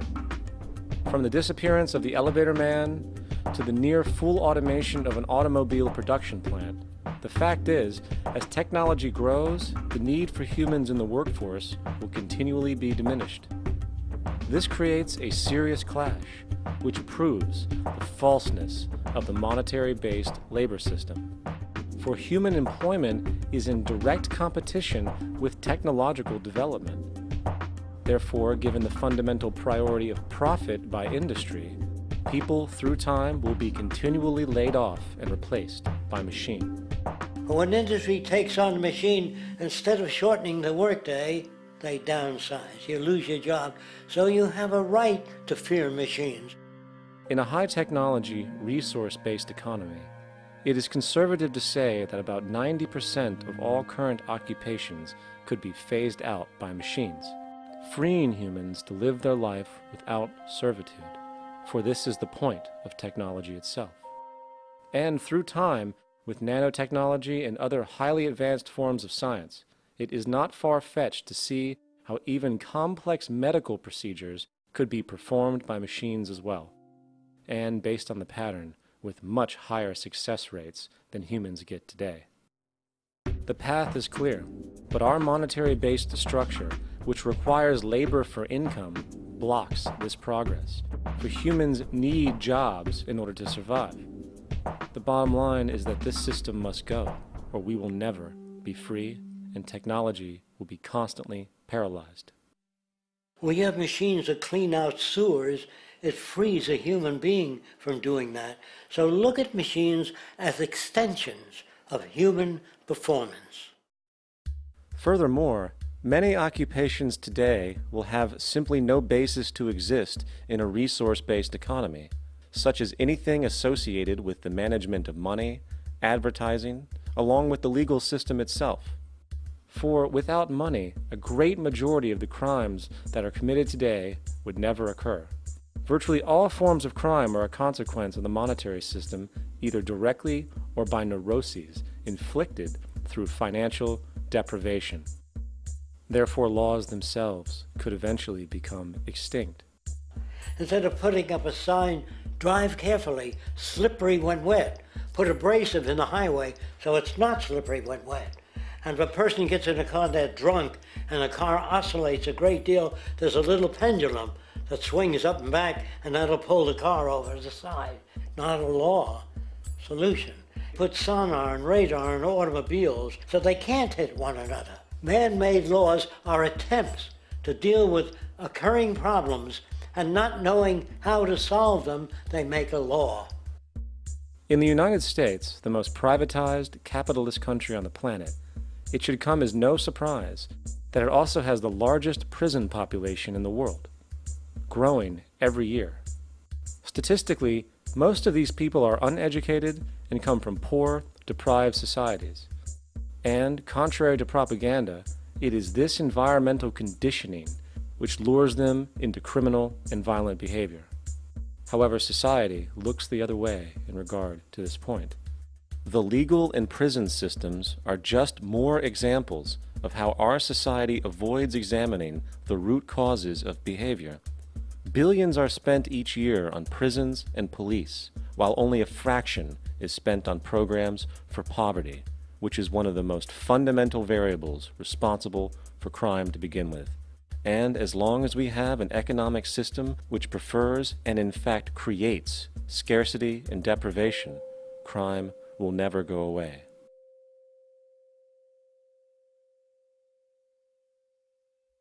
If people have access to the necessities of life without servitude, debt, barter, trade, they behave very differently. You want all these things available without a price tag. Now then, you gotta have a price tag. Well, what'll motivate people? Man gets everything he wants, he just lay around in the sun. This is the myth they perpetuate. People in our culture are trained to believe that the monetary system produces incentive. If they have access to things, why should they want to do anything? They will lose their incentive. That's what you're taught to support the monetary system. When you take money out of the scenario, there would be different incentives, very different incentives. When people have access to the necessities of life, their incentives change. What about the moon and the stars? New incentives arise. If you make a painting that you enjoy, you will enjoy giving it to other people, not selling it.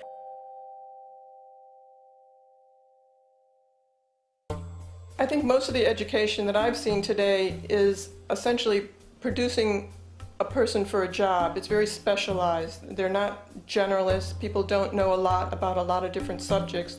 I don't think you could get people to go to war if they knew a lot about a lot of things. I think education is mostly rote, and they're not taught how to solve problems. They're not given the tools emotionally or within their own field of how to do critical thinking.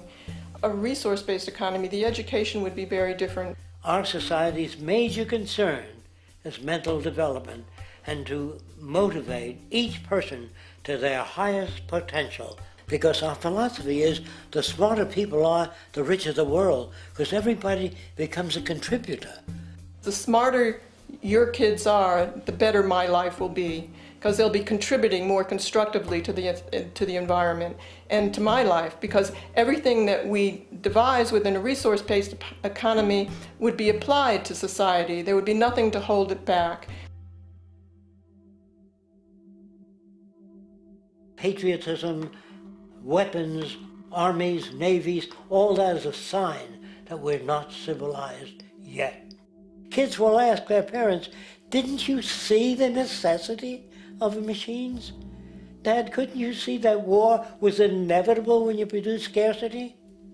Isn't it obvious? Of course the kid will understand that you were pinheads, raised merely to serve the established institutions.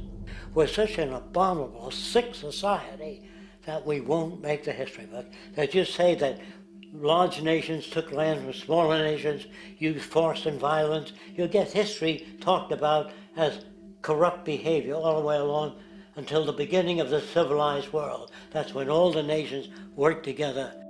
World unification, working toward common good for all human beings, and without anyone being subservient to anyone else. Without social stratification, whether it be technical elitism or any other kind of elitism, eradicated from the face of the earth. The state does nothing because there is no state. Because there is no state. The system I advocate, a resource-based global economy, is not perfect. It's just a lot better than what we have. We can never achieve perfection.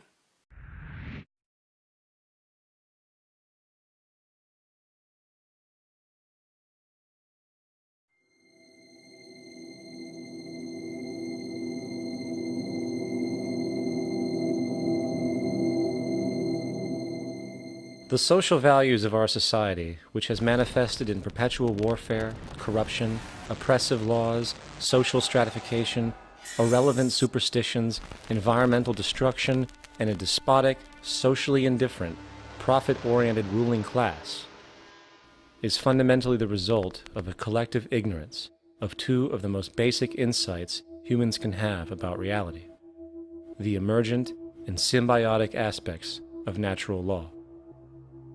The emergent nature of reality is that all systems, whether it is knowledge, society, technology, philosophy, or any other creation, will, when uninhibited, undergo fluid, perpetual change.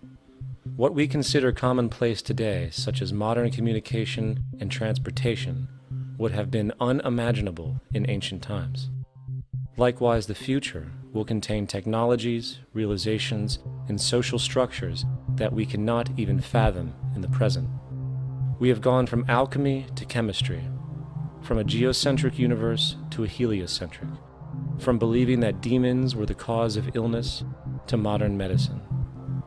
This development shows no sign of ending, and it is this awareness that aligns us and leads us on a continuous path to growth and progress.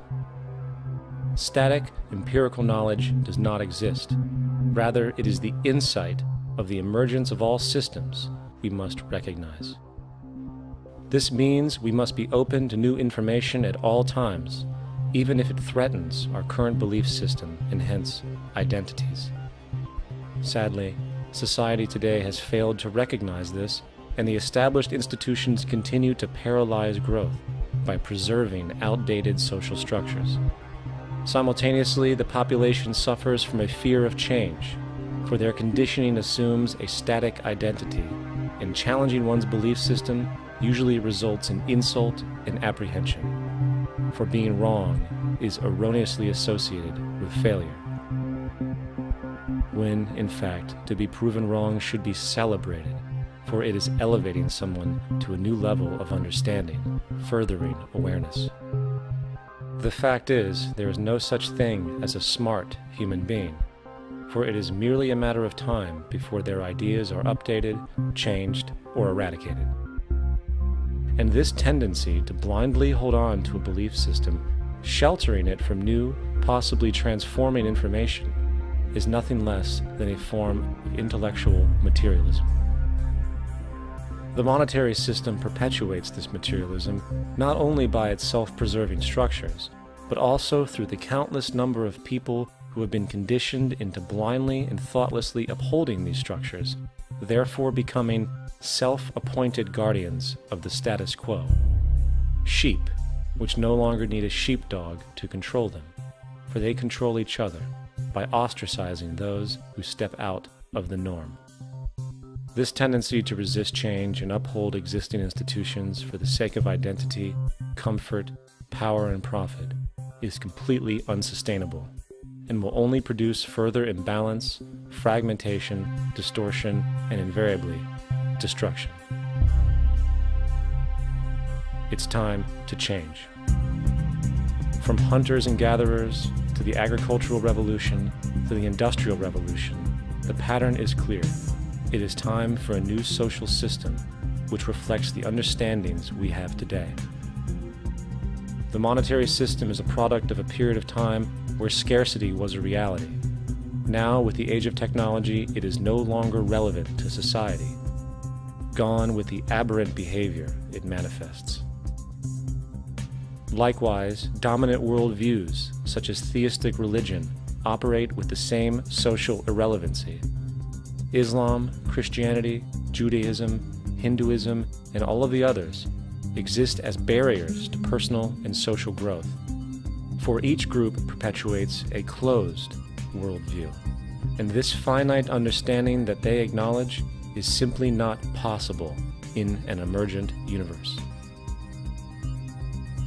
Yet, religion has succeeded in shutting down the awareness of this emergence by instilling the psychological distortion of faith upon its followers, where logic and new information is rejected in favor of traditionalized, outdated beliefs.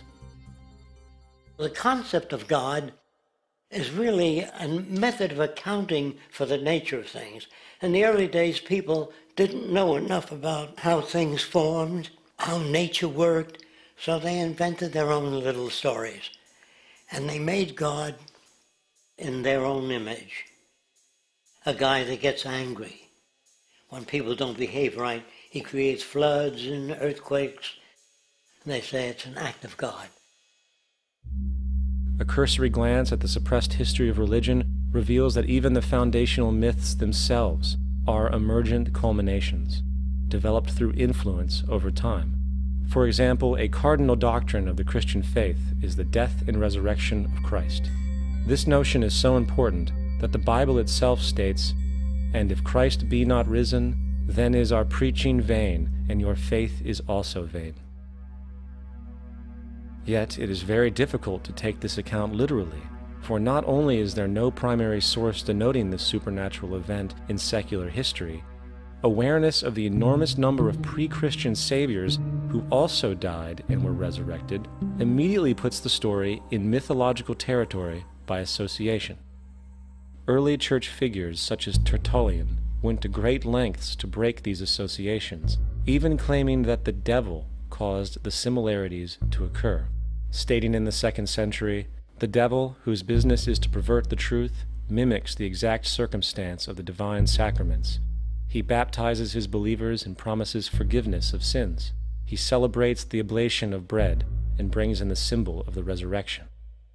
Let us therefore acknowledge the craftiness of the devil, who copied certain things of those that be divine."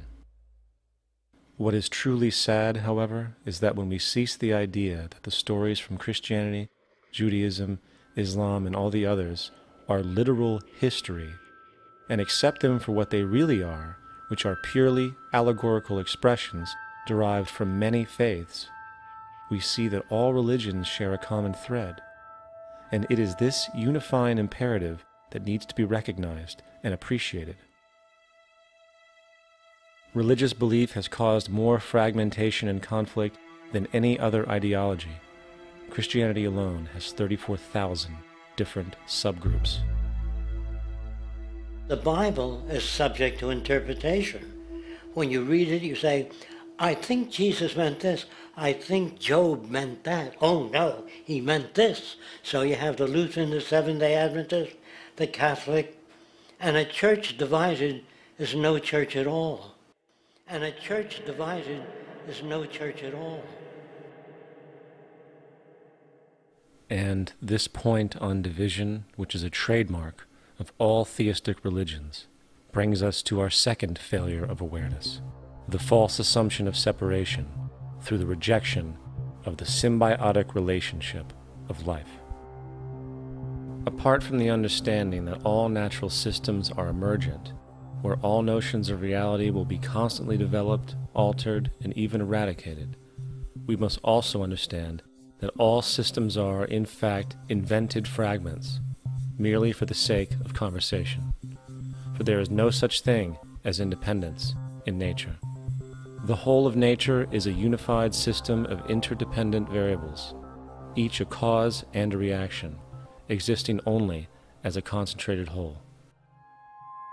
You don't see the plug connected to the environment, so it looks like we're free, wandering around. Take the oxygen away, we all die immediately. Take plant life away, we die. And without the sun, all the plants die. So we are connected. We really must take into account the totality. This isn't just a human experience on this planet. This is a total experience. And we know we can't survive without plants and animals. We know we can't survive without the four elements, you know. And so when are we going to really start taking that into account? That's what it is to be successful. Success depends on how well we relate to everything around us. I'm very aware of the fact that my grandson cannot possibly hope to inherit a sustainable, peaceful, stable, socially just world unless every child today growing up in Ethiopia, in Indonesia, in Bolivia, in Palestine, in Israel also has that same expectation. You got to take care of the whole community or you're going to have serious problems. And now we have to see that the whole world is the community and we must all take care of each other that way. And it's not just a community of human beings. It's a community of plants and animals and elements. And we really need to understand that. That's what's going to bring us joy, too, and pleasure. That's what's missing in our lives right now. We can call it spirituality, but the fact of the matter is joy comes from that bliss of connectedness. That's our God spirit. That's that side of ourselves that really feels it. And you can feel it deep inside you. It's this amazing, wonderful feeling. And you know it when you get it. You don't get it from money. You get it from connection. Now, if that isn't a hazard to this country, how are we going to keep building nuclear weapons? You know what I mean? What's going to happen to the arms industry when we realize we're all one? It's going to fuck up the economy. The economy that's fake anyway. The economy that's fake anyway. The economy that's fake anyway. The economy that's fake anyway. The economy that's fake anyway. Which would be a real bummer. You can see why the government's cracking down on the idea of experiencing unconditional love.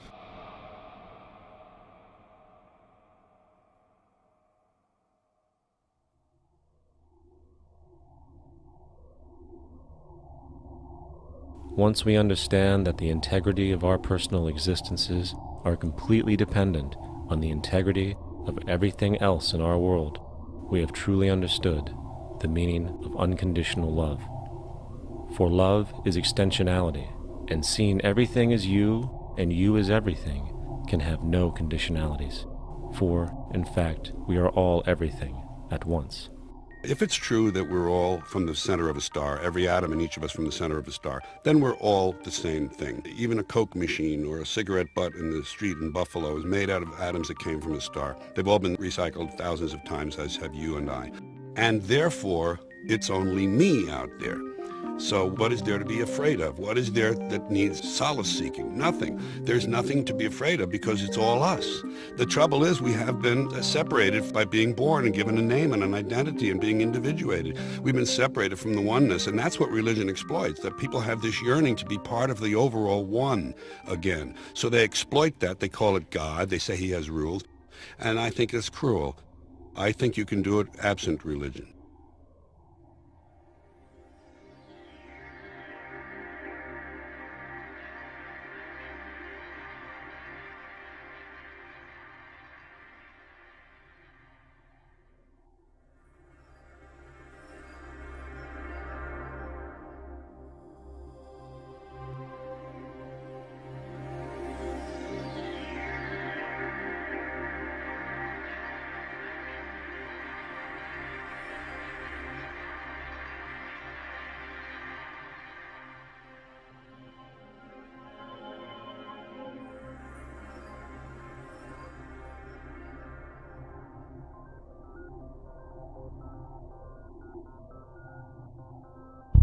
It's time to claim the unity our outmoded social systems have broken apart, and work together to create a sustainable global society where everyone is taken care of and everyone is truly free.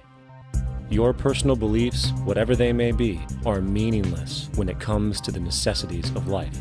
Every human being is born naked, needing warmth, food, water, shelter. Everything else is auxiliary. Therefore, the most important issue at hand is the intelligent management of the Earth's resources. This can never be accomplished in a monetary system, for the pursuit of profit is the pursuit of self-interest, and therefore imbalance is inherent. Simultaneously, politicians are useless, for our true problems in life are technical, not political. Furthermore, ideologies that separate humanity, such as religion, need strong reflection in the community in regard to its value, purpose, and social relevancy. Hopefully, through time, religion will lose its materialism and basis in superstition and move into the useful field of philosophy. The fact is, society today is backwards, with politicians constantly talking about protection and security rather than creation, unity, and progress. The U.S. alone now spends about $500 billion annually on defense. That is enough to send every high school senior in America to a four-year college. In the 1940s, the Manhattan Project produced the first true weapon of mass destruction. This program employed 130,000 people at an extreme financial cost. Imagine what our life would be like today if that group of scientists, instead of working on a way of killing people, worked on a way to create a self-sustaining, abundant world. Life today would be very, very different if that was their goal.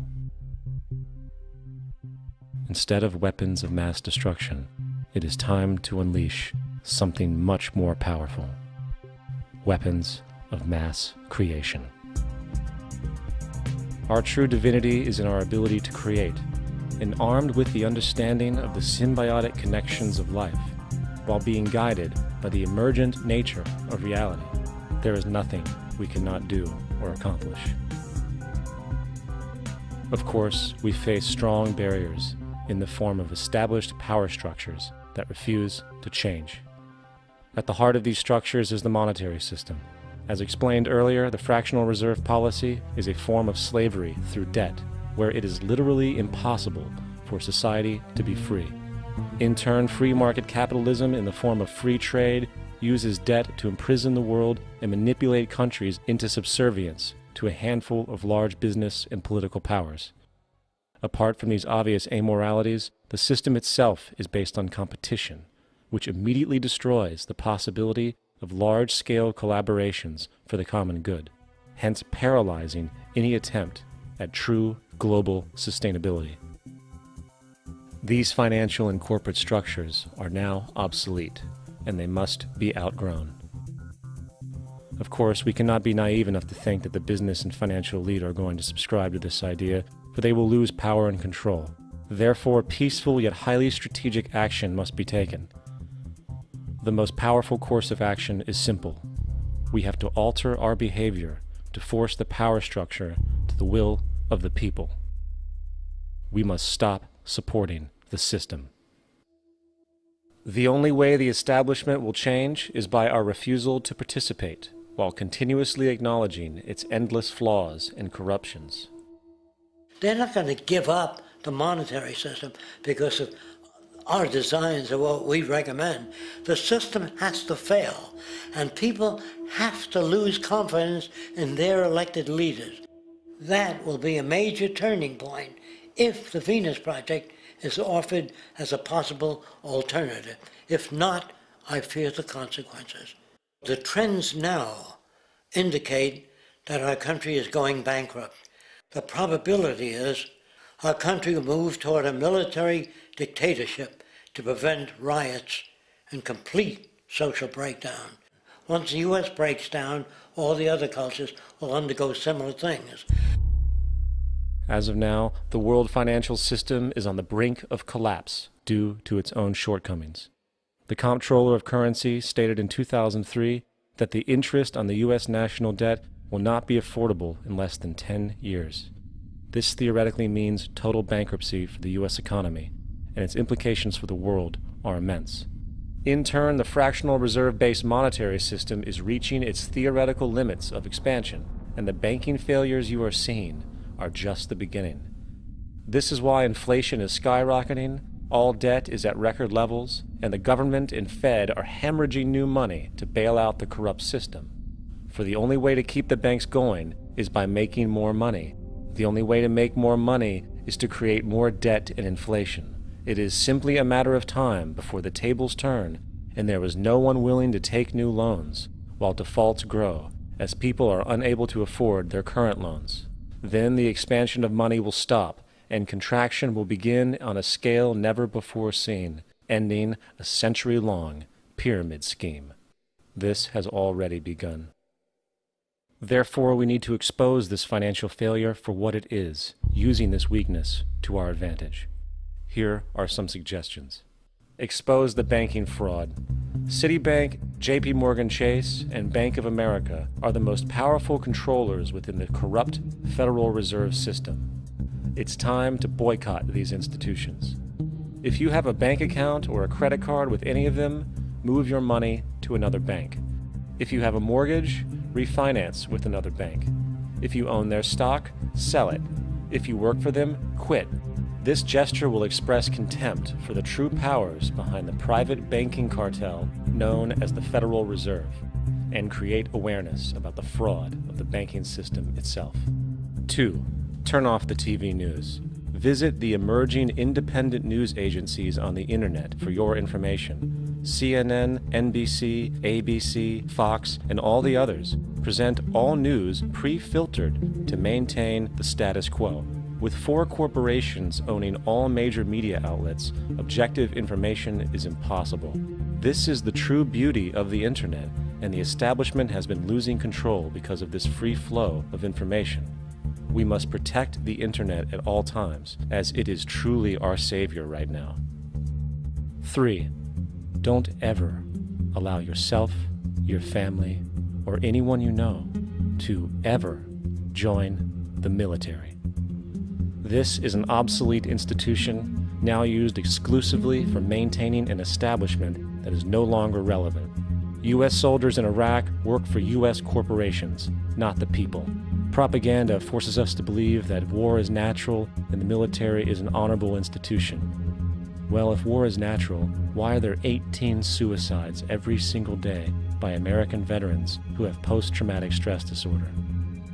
If our military men and women are so honored, why is it that 25% of the American homeless population are veterans? 4. Stop supporting the energy companies. If you live in a detached house, get off the grid. Investigate every means of making your home self-sustainable with clean energy.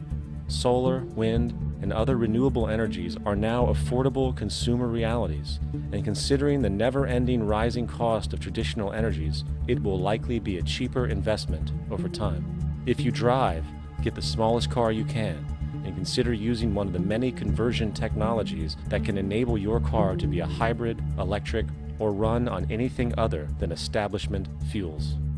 5. Reject the political system. The illusion of democracy is an insult to our intelligence. In a monetary system, there is no such thing as a true democracy, and there never was.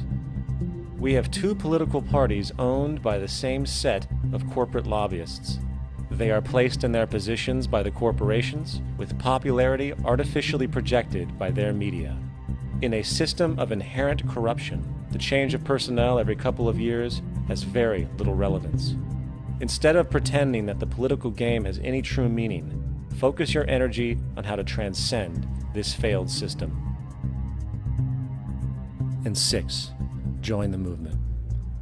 Go to thezeitgeistmovement.com and help us create the largest mass movement for social change the world has ever seen.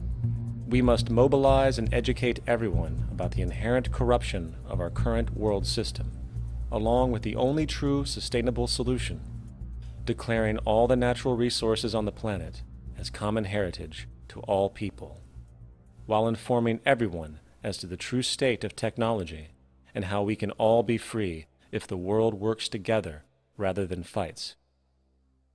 The choice lies with you. You can continue to be a slave to the financial system and watch the continuous wars, depressions, and injustice across the globe while placating yourself with vain entertainment and materialistic garbage. Or you can focus your energy on true, meaningful, lasting, holistic change, which actually has the realistic ability to support and free all humans with no one left behind. But in the end, the most relevant change must occur first inside of you. The real revolution is the revolution of consciousness, and each one of us first needs to eliminate the divisionary, materialistic noise we have been conditioned to think is true, while discovering, amplifying, and aligning with the signal coming from our true empirical oneness. It is up to you.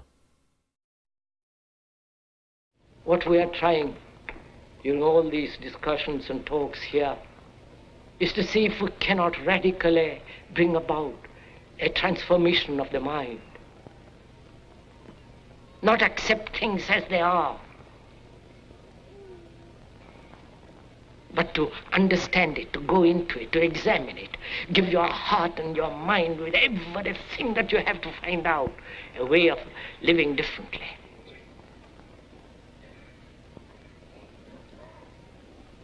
But that depends on you and not somebody else. Because in this there is no teacher, no pupil, there is no leader, there is no guru, there is no master, no savior. You yourself are the teacher and the pupil, you are the master, you are the guru, you are the leader. You are everything. And to understand is to transform what is.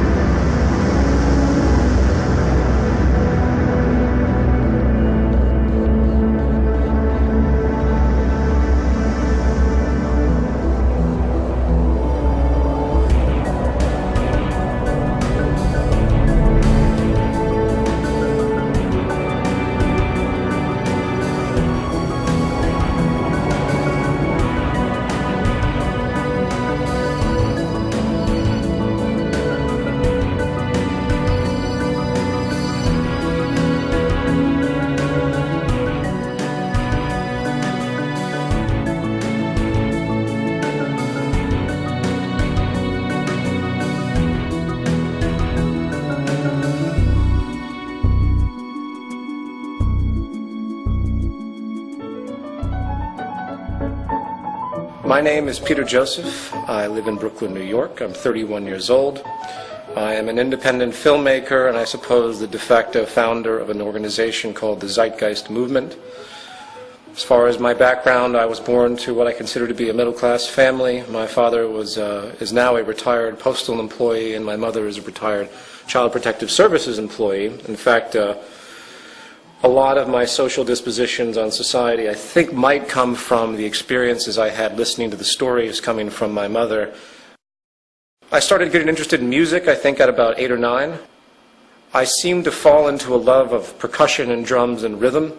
I was very lucky to be accepted to a school in North Carolina, an art school and a university, which allowed me to grow up in a very different upbringing than I think most people grow up into in a rural town in a place in the South, such as North Carolina. And I was exposed to a lot of different cultures, a lot of different interests, a lot of things that you wouldn't find in a typical high school, say, in the South. I was exposed to a large variety of people, and artistic and creative people specifically, which I think imprinted on me, so to speak, and I continue those trends today. Music and percussion are coupled straight into my identity.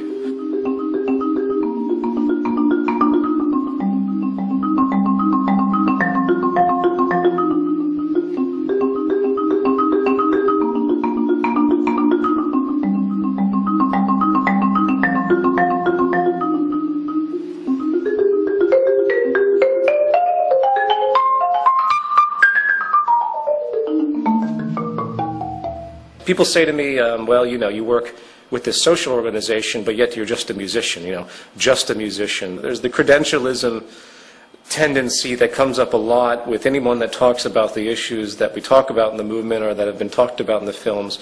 And we can talk about that a little bit later as well. But what I'd like to say is that I look at music now as a form of meditation. It's something as an outlet. It maintains my balance. So I continue to practice in a very personal sense. It's not that I go out and perform that much anymore. I don't have time to anymore. After my second year of college, I dropped out, realizing that the debt that I was accruing was absolutely not worth it.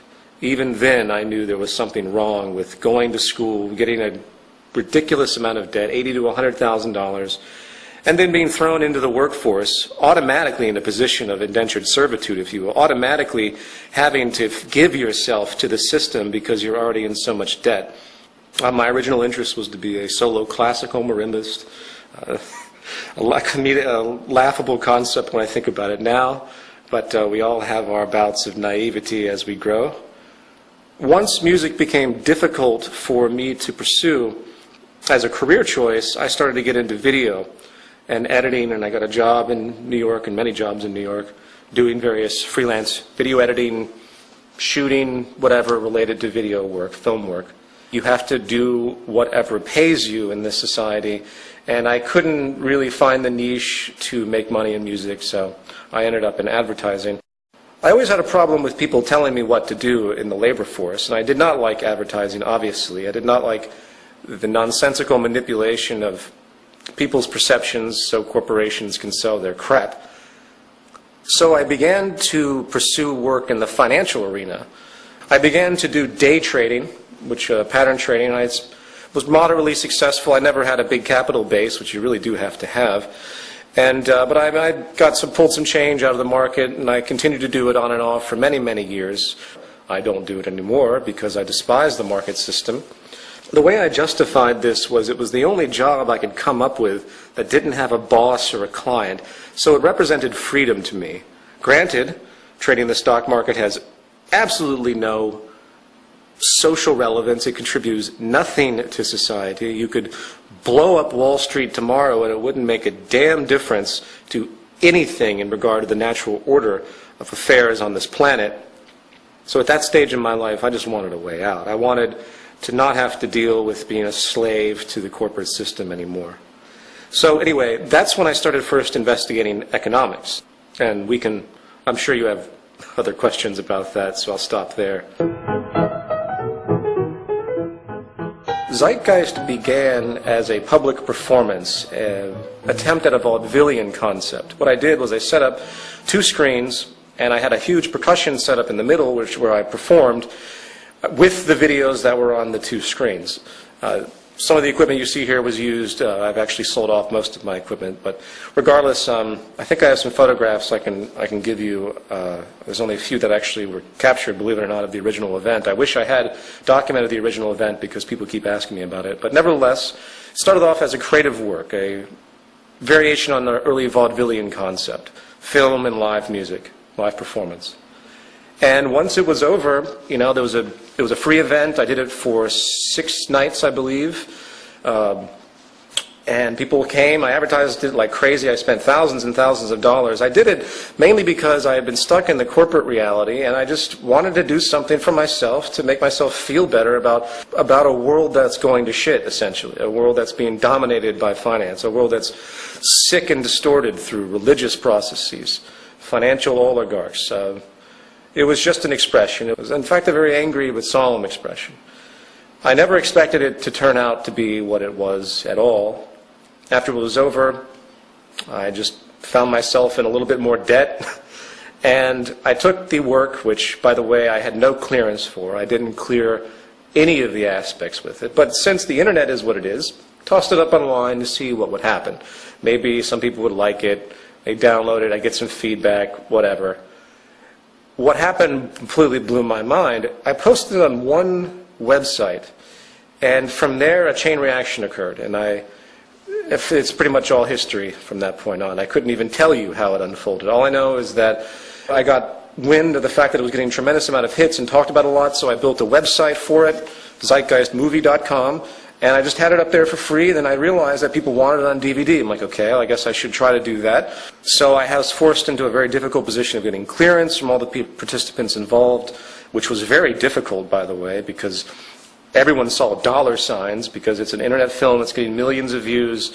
So I had to pay out a lot of money to a set number of people to get it going. But there were also people that were just happy to see this information get out there and didn't have any problems with me doing what I call a non-commercial distribution, a $5 DVD for it to be released in some capacity. From there, I got an email from an organization called the Artivist Film Festival, and to my amazement, they wanted to show the film in their festival, which was a packed audience, sold-out audience. At this stage, it was still utterly bewildering to me. This was the same organization, of course, that showed Zeitgeist Addendum the next year. A world where media is often used to keep us a little dumbed down more than anything else, as far as my opinion is concerned.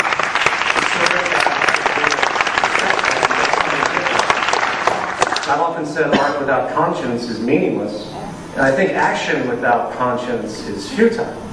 So I think it's so great to have a festival that represents these types of ideas. As far as the film itself, I guess all I can really say is that the whole point of the film is for people to start looking at the very fundamental root causes of all of these problems that we see in society. So that's a general rundown of what happened. The Zeitgeist movement was a very difficult decision for me. I could have just made Zeitgeist Addendum like other socially conscious filmmakers do, in the sense that I could have just said, oh, well, here's a bunch of stuff, here's a bunch of problems, hey, here's some possible solutions, take what you will with it, and just roll with it and see what happens. I really was on the fence about putting, at the very end, join the movement, www.thezeitgeistmovement.com. And 6, join the movement. Go to thezeitgeistmovement.com and help us create the largest mass movement for social change the world has ever seen. That the moment that it became something more than just a film phenomenon, that my life would likely change dramatically, which it has. Zeitgeist Addendum was sparked out of people emailing me saying, well, what do we do about all of these cultural problems? What do we do about a corrupt banking system? What do we do about people that are locked into establishment social programs, if you will? I consider the trains of thought and mind to be a program. I consider society itself to be a program that's running. And the programming locks people into a specific frame of reference. How do we deal with these issues? How do we do? What do we do? And Zeitgeist Addendum was an attempt at answering that question. After Zeitgeist 1 was released, it got into the hands of Jacques and Roxanne, and after reading Jacques' book, which they sent me, I realized that this was really important information. I realized that even I was backwards on a lot of issues that needed to be corrected. And in order to get society in line, we have to think about the fundamental problems. This was something that I was attempting to do in part. I had a notion of, but it wasn't until I met Jacques Fresco that the lens became focused. It was like all these things that I sort of had an inkling of. Jacques' experience, life experience, what he had talked about for song, just focused me in the right direction as far as I'm concerned. So I made a whole section with them in Zeitgeist Addendum, and that's how it took off. Anyone that chooses to challenge establishment orthodoxies, traditional worldviews, not to mention the system that we live in, sets themselves up for venomous attacks. I'm well aware of this. If you look back at the history of anyone that has chosen to challenge the establishment, it's a very dark history. There are a great number of people out there that know that something is wrong, but they do not understand the source of that wrongness because they are in the box of indoctrination. Socrates. Socrates never speculated on the slavery that was existing during his time. That was normality to him. This goes with every type of political philosopher that's ever existed, whether it's Karl Marx, whether it's Plato. They're all locked into an established paradigm, and their thought processes can only go so far. And this includes probably myself. People are locked into a box. They see the box around them. They see the leaks and the holes and the cracks, and they go up to the cracks and they try to fix them. They try to patch the holes. But they don't stop to think that maybe there's something wrong with the box itself. Maybe the integrity of the box that they exist in is inherently invalid. It's inherently void. The economic system that we live in is a parasitic paradigm that is only going to lead to self-destruction. But people don't see that. So if you attack the economic system for what it actually is, everyone's feathers go up. Everyone says, well, wait a minute, this is the world we all live. We live in a profit-based, labor-for-income world, cyclical consumption. This is what we're used to. We understand we have division of classes. You know, they throw in human nature. They throw in everything that will try to make it seem like it's a part of the natural order of reality when it in fact is not. If I was to summarize the attacks that typically happen towards myself and the people I work with, the first one would be credentialism. Credentialism is an annotation for the priesthood of those in the know. Now, bear in mind, this is a gradient of relevance. Obviously, I'm not going to go to a doctor, if I can help it, that has absolutely no credentials in the surgery that I might need performed. They require instruction and experience to do so. But when it comes to the other side of the spectrum, when it comes to the simple analysis of information, when it comes to the analysis of history, when it comes to economics, because it is a contrived system, it has no basis in anything else in general operation. It's not based on laws of physics. It's not based on any aspect of scientific law that has any relationship to planetary operation. Then suddenly it becomes very relevant to speculate as to what these things actually mean to society. It's a double-edged sword when you get a master's, bachelor's, PhD in a particular medium, because think about what you're actually doing. You're going through a curriculum that's been completely established for you by the institutions that have existed prior. When it comes to social things that have a great deal of subjective variance, you lose objectivity in that sense because you're literally indoctrinated into the beliefs that are presented. To get a degree in economics, which is probably the most wasteful thing you could possibly do, is to be completely indoctrinated into the idea that what you're studying is actually a science and actually has some type of relevance to anything. So when I get emails from PhDs in economics that try to debunk the aspects that we talk about, it becomes quite clear to me that the reason they have such an objection is really an emotional one. It isn't an objective aspect. They have culminated an identity to themselves because of their belief system, and for me to take that away from them, to debunk their ideas about economics, is to take away their identity.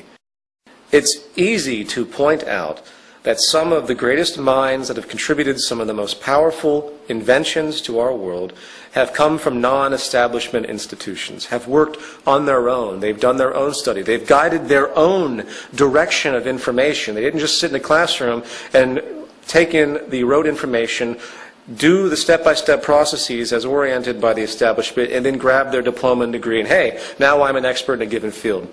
The most tremendous minds, the most tremendous contributions comes from those that are outside of the box. I don't even need to give examples of that to make that known. So, back to my point, when it comes to social theory, if you will, credentialism I give zero weight to. Academia is a detriment to advancing social progress. Another form of attack simply comes from the cultural nuance, comes from the social programming, what we call the self-appointed guardians of the status quo. People that are suffering in the system just like anyone else, but their social identification is so powerful, they are so locked into the box, that they find it infuriating to think that what they're living is actually wrong, paradoxically. I get this all the time from people. The self-appointed guardians of the status quo are birthed in religion, birthed in economics, birthed in the illusion of democracy that we see today across the world, birthed in the various isms that are entirely pointless: capitalism, communism, fascism, socialism. You have the priesthood of the monetary system, the capitalists, if you will. You can give it that rhetoric. I don't use that word. It's meaningless. The monetaryism is the word I use. The pretense for acquisition of money is based on differential advantage, which is based on dishonesty, period. Then you have the priesthood of religious concepts, religious identification, and the idea that somehow we know everything already and there's a God and he's looking down on us, controlling everything. I won't even go into the paradoxes that come from that extremely narrow notion. So in other words, the biggest crutch to the evolution of human thought is breaking your own indoctrination. It's very, very difficult to overcome emotional elements that have become so ingrained in you that you have an immediate reaction, an immediate suffering and pain when anything interferes with that. And it's a very, very complex problem. But I'll say it again. We have to learn how to we have to learn how to identify and break our own indoctrination if we expect to move forward at all as a civilization.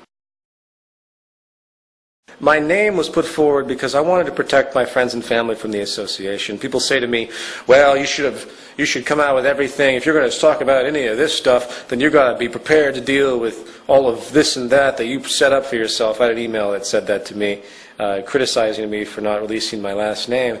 And I thought to myself, you know what they're actually saying, anyone who actually says that is actually saying that Martin Luther King deserved to die, or that Gandhi deserved to die for making themselves known. I've gotten many death threats from the religious community. We live in a very fucked up, sick culture.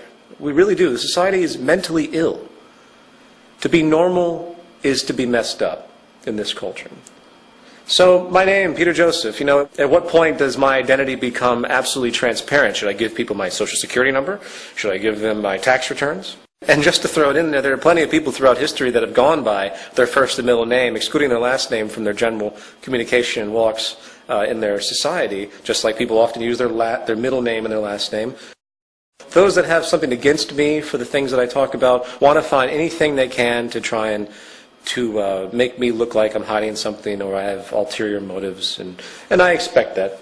But, whatever. It doesn't mean anything to me. I go by Peter Joseph. People can call me whatever the hell they want to call me. I'm constantly interacting, putting myself out there. I have nothing to hide. And even if someone finds out my real identity, where I live, who my parents are, who everyone in my friends are, it's not going to change a damn thing.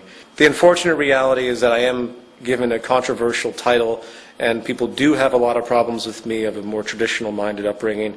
And I don't like to see other people suffer because of what I do. But most of my friends and family are very much aware and they accept this. So this is something that I just deal with. Anyone who thinks that I do what I do for notoriety reasons or monetary reasons or anything associated with interest has a lot to learn. First of all, I operate the movement site and the movement itself on a deficit. I do pay people to run and program things. I have a lot of volunteers, which I'm extremely indebted to, but to get things done quickly, very often I have to get people that work in the industries to do things. I sell a t-shirt to do that. It's the only thing that I sell that is designated for the movement. As far as the DVD sales, if people can't respect the fact that I charge $5 for DVDs that could be charged $20 for, that I did spend a great deal of money to make those films, the DVD sales obviously are part of my income. I denote that they're not for profit, meaning that the money does go back into other projects, which it has. I've had to shut down bulk selling, in fact, because people were buying the discs from me in bulk at about $2 a piece and reselling them for $20 on the internet. It's very frustrating. I've hurt myself a lot financially because of all of this. The double standard is quite fascinating to me. You have all these social organizations that take in millions of dollars of money for donations. They sell tons of crap. And suddenly we get attacked because we sell anything because of our interest to, in fact, remove the monetary paradigm entirely. I'm sorry, we have to survive to do something. So just to make it clear, the Zeitgeist movement is predicated on making information free. I put all of my films up for free. I allow downloads of them for free.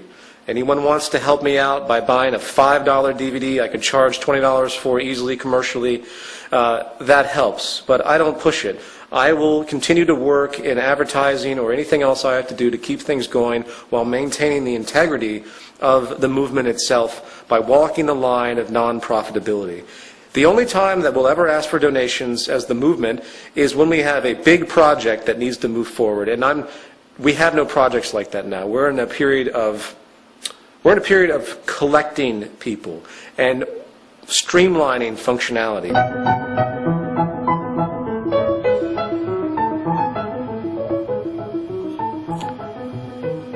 If you read economics, they present it as though it's a science.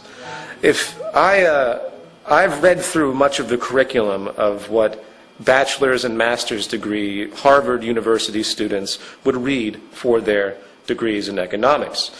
Economics is not a science. It's an invention. It's a contrivance. It's funny, you look at economics books and they have graphs and charts and they make complex novel equations.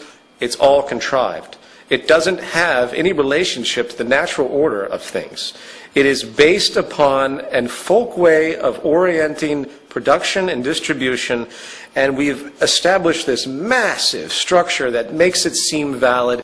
There's really nothing anyone needs to know about economics than the fact that the entire global economic system is based upon people constantly consuming, irregardless of the state of affairs and natural orders of energy, planetary materials, and anything else.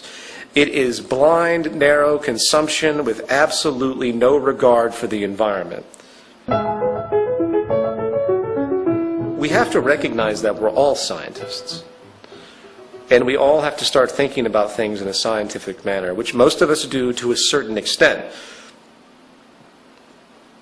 Even the most religiously minded individuals use science all the time when they evaluate buying a car, when they evaluate their general life. They use these things constantly. We all do. We're all scientists.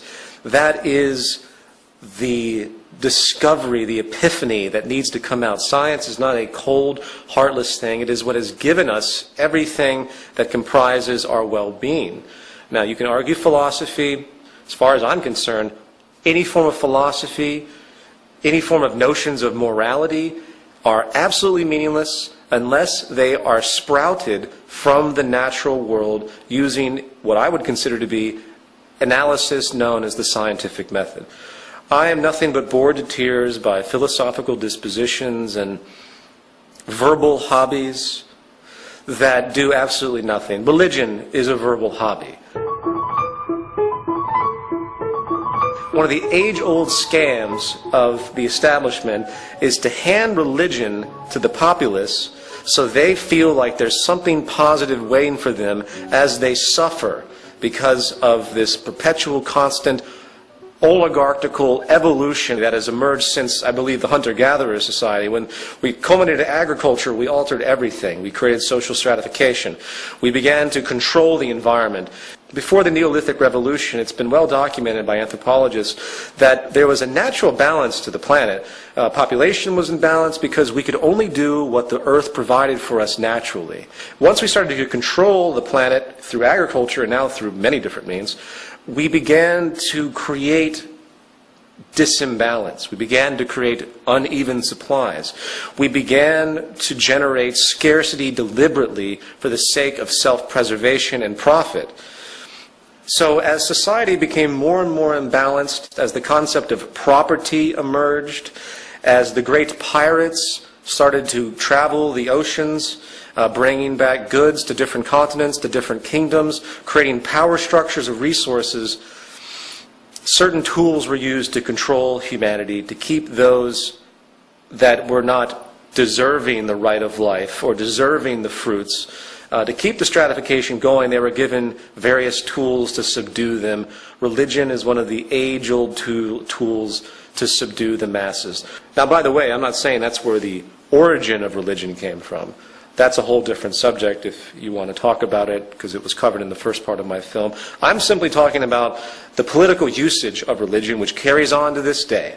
How many times do you hear the President of the United States say, "God bless America"? What an offensive, insulting thing to say to the American people. First of all, it's offensive to every other country in the world. Why would God just bless America? God would bless the planet if we lived in a sane society, if there was a God, of course. Anyway, I won't even go on that tangent. Religion, to me, has two sides.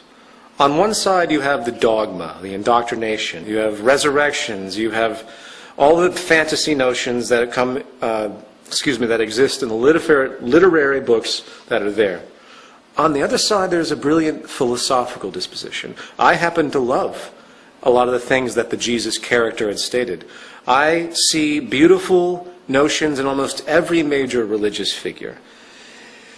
There are time-tested values that exist in religious thought that do need to be adhered to. Some of the most brilliant and beautiful people I've met are in fact Christians, or Islamic, or Hindus, or Jewish.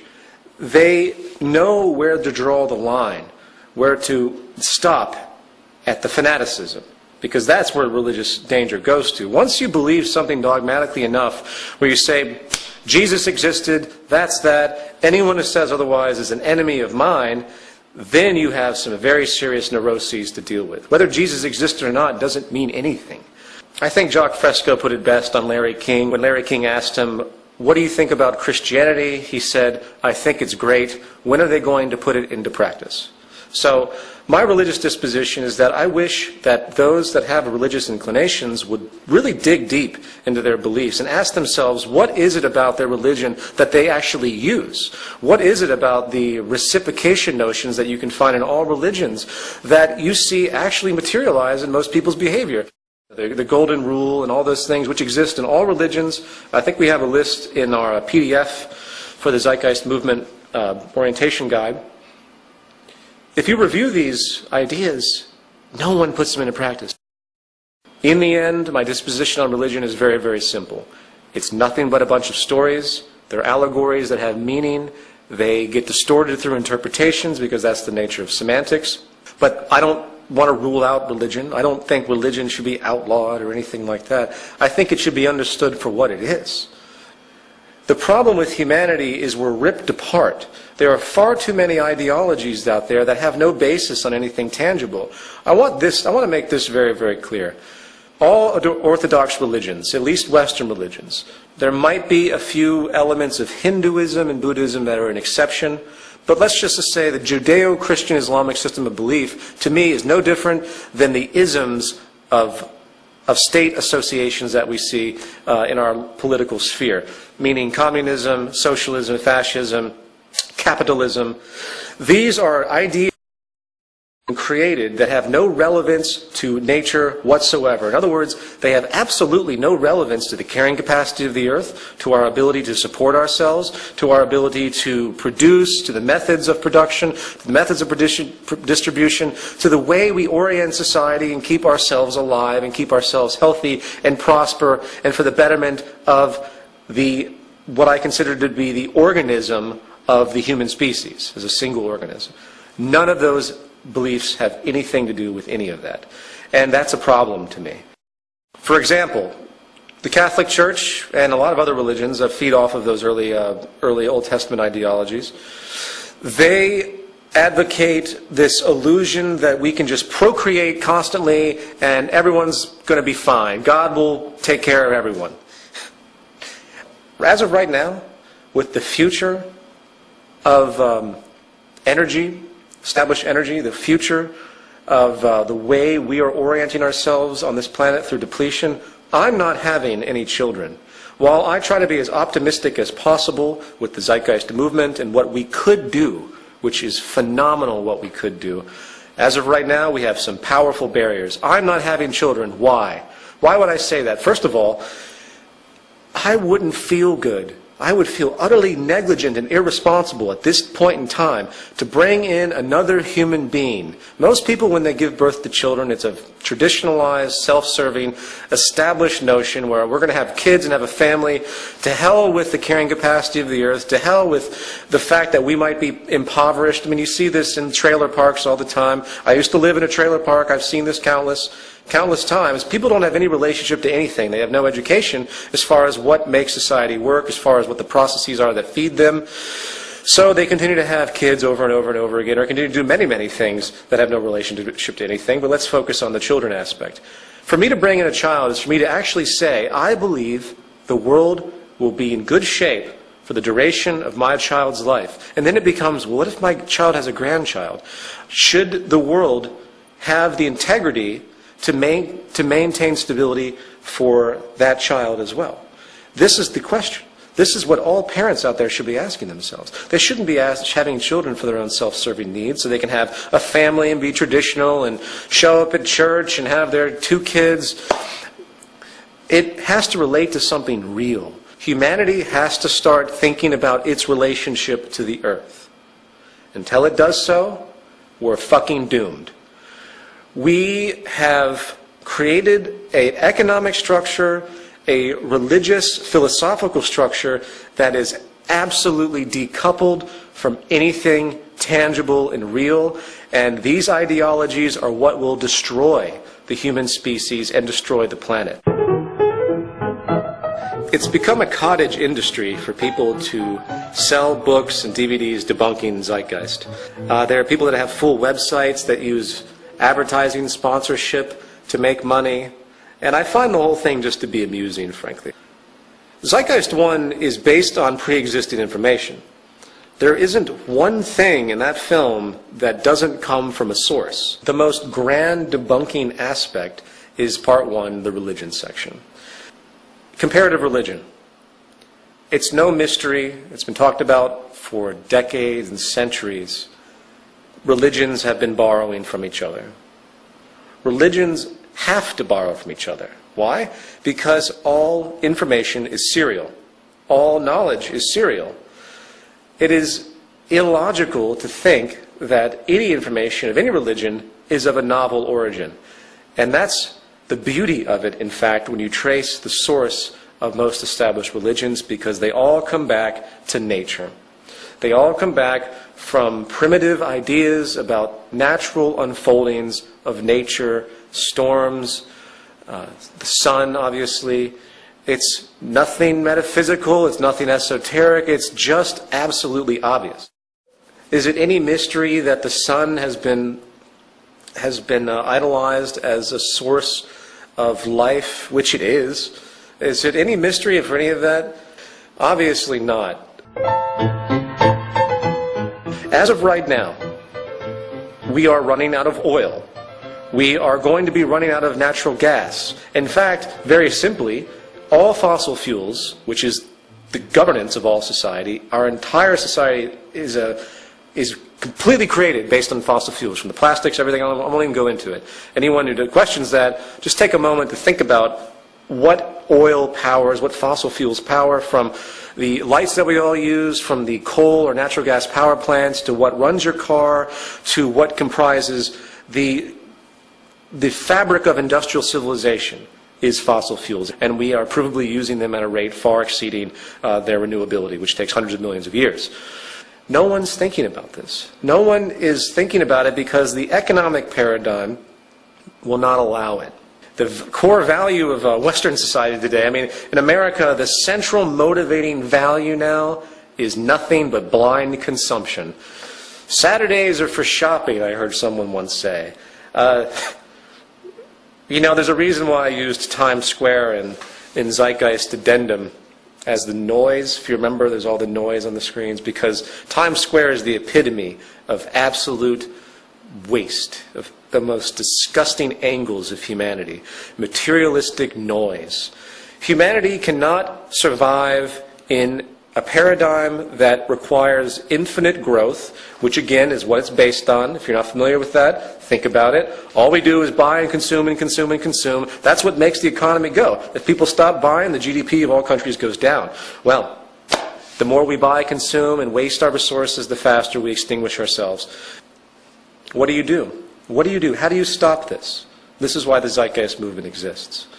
We have to, one, get a philosophical disposition under our belts that says, you know what, we're all on the same page. We all have to survive on this planet.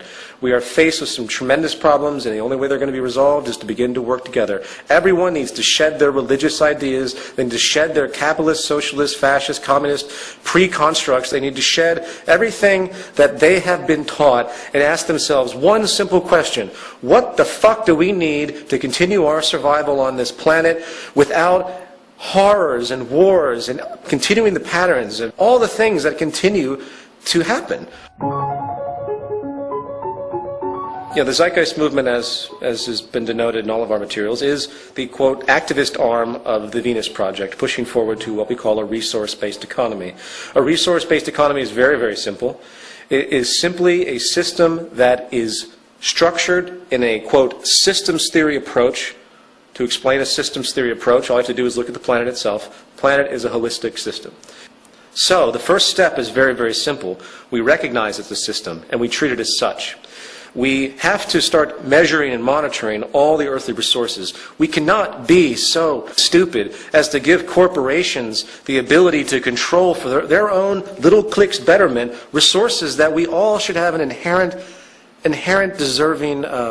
Every resource on the planet should be common heritage to all human beings. There's no way to create a stable society otherwise. So when you're born on this planet, you inherit the planet. The planet is your home, not some plot of land that is, has the illusion of property, not some house that you think you own. There's no such thing as ownership. The idea of ownership is controlled restriction. Ownership is simply there really for those at the top to make sure no one can interfere with the fact that they control mostly everything. So we have to monitor the planet's resources. We have to begin to construct a system of production and distribution that is not based on the whims of profit. It's based on what is the most efficient means to do that. There are resources all over the planet, obviously. We have to begin to understand what we have, and we have to use science and technology to begin to orient our use of these resources in the most efficient way possible. And that's why we advocate the systems approach that we do. If you motivated our resources right now to change the face of the earth, to create a resource-based economy, we could do it very, very quickly. The problem is, again, the established orthodoxies and self-preserving mechanisms that are in place, which will be our death. The free market is what will kill everything on this planet. It's not the free market, it's actually the monetary system. Monetary acquisition and exchange through labor for income and the motivation of profit will be what destroys humanity. Because all it does is pull everything in the direction of those most power. Right now, we are faced with an ecological collapse, an energy collapse specifically. We're faced with an economic collapse, which is very much tied into the energy collapse. We're faced with a labor collapse, which of course is very much tied to the economic collapse. And we're faced with what I call the criminal meltdown. The breakdown of society is occurring. People say, well, we're going to have a recovery of the economy. The most dangerous thing that we can have right now is a recovery of the U.S. economy. The most dangerous thing that we can have right now is the use of more resources, because all it's going to do is speed up the inevitable destruction. If more people go out and buy lots of automobiles to help the economy, all that's going to do is get more fuel into the tanks taken from the resources of the planet. More gasoline is used, more energy is going to be wasted on the idea of consumption. And this is what, again, will kill us. So a resource-based economy attempts to remove all of the unsustainable practices that we have now and create a holistic system of resource management, of priority of labor. That's a big one. Think about how much time is wasted in most people's lives on jobs that do absolutely nothing. Think about how much energy is wasted by someone who works at Wall Street driving from Pennsylvania every single day from their home so they can be a trader on Wall Street, wasting energy on something that means nothing, that wastes even more electricity and energy.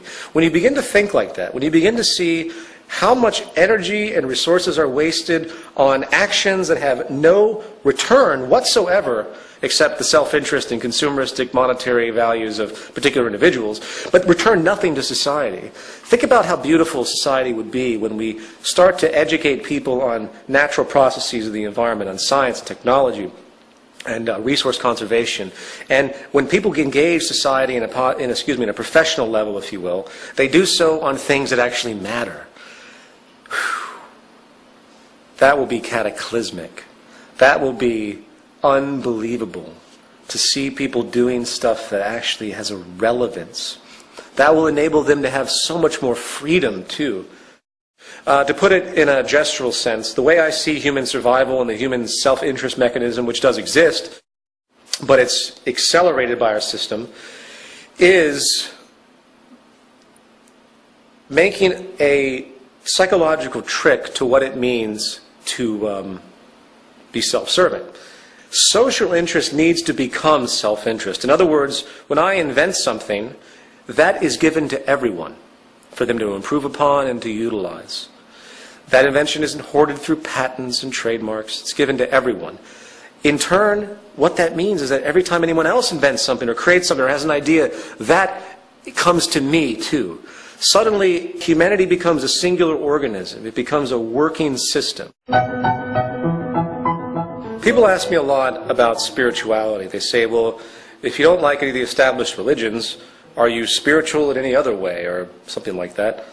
The only type of spirituality that is actually relevant is an understanding of natural processes and the natural order of the universe, to give it an annoying vernacular. The way natural laws work, gravity, the way the world actually works, God is in the laws of nature and nothing more. I believe that a true spiritual awakening will be when people start to realize that they have to begin to work together, they have to share their resources, they have to begin to understand that they live off of this planet, that they get their light from the sun, that there are energy sources that are natural and abundant, that can be made available to all, that we share everything and we work together, because that's what the system demands. The earth demands this. The species demands this for our survival. And that will be a spiritual awakening, if you want to give it that type of term. We live in a world of tremendous possibility, positive possibility. However, all indicators point to what I consider to be self-destruction, given our current established economic and ideological structures. Once again, capitalism, socialism, communism, fascism, Judeo-Islamic Christian belief systems, they have no relationship to what actually creates survival of the species. The real sad thing is that humanity is going to have to be smacked around quite a bit before they really understand what the Zeitgeist movement, a resource-based economy, and the Venus Project, Jacques Fresco, is talking about. we are driven by biosocial pressures, meaning that it takes problems for us to wake up and want to change things. I don't want to see humanity suffer. I don't want to see the population start to shrink because of our lack of energy and food. I don't want to see these things happen. But I know, sadly, that a good portion of it is going to happen until people start to wake up and recognize a new paradigm that's on the horizon that we must drive forward to as fast as humanly possible. All you have to do is look at the current economic implosion. The U.S. government's in $12 trillion worth of debt. It becomes comical after a while. What's going to happen when the U.S. government hits 20 trillion, 30 trillion? I mean, once the U.S. government can't pay its interest on all the bonds that have been sold overseas and all of the outstanding debt that it has, then we're theoretically bankrupt. What do you think is going to happen when China can't get its money from the United States?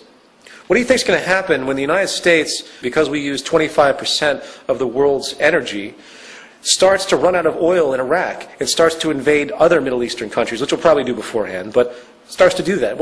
And China, of course, who gets oil from Iran, says, you know what, I think we're going to have to stop you guys from taking Iran's oil because we need that too, and you owe us a lot of money. It's kind of pissing us off. Do you think war between these superpowers might be possible? I think World War III could be very, very possible, and this war will be for real. This will not be a contrivance war like World War I and World War II, based on geopolitical realigning and various resource grabs. This will be a war for survival of different countries. And I hope that doesn't happen. I sincerely hope all of these things I talk about are erroneous and false, but all you have to do is look at the trends. One way or another, we will end up in a system that's not based on money as we know it today. Why? Because that will be realized in the future by historians as the total and pivotal cause of the destruction of civilization as we know it. That will be understood in the future. Historians will look back and say, holy shit, they were making materials, selling them for corporation profit, over and over and over and over again with absolutely no reference to what the planet had and recycling protocols and everything else. They were burning fossil fuels at 1,000,000 times the rate of their actual renewability. They're going to laugh at us, wondering what the hell kind of primitive, dumbass species we actually were, if we even survived to reach that point. So I hate to sound condescending and negative. I hate to throw out all this rhetoric, but I'm fairly irritated at this point, and I try not to be. I just want to make it understood that the entire system that we live in is a sham. It's a false system, falsivity defined by the fact that it cannot be sustained. It's that simple. And we propose a resource-based economy. I hope everyone watching this film will go to www.thezeitgeistmovement.com and understand what we're doing. I hope everyone out there will understand that either we change or we die.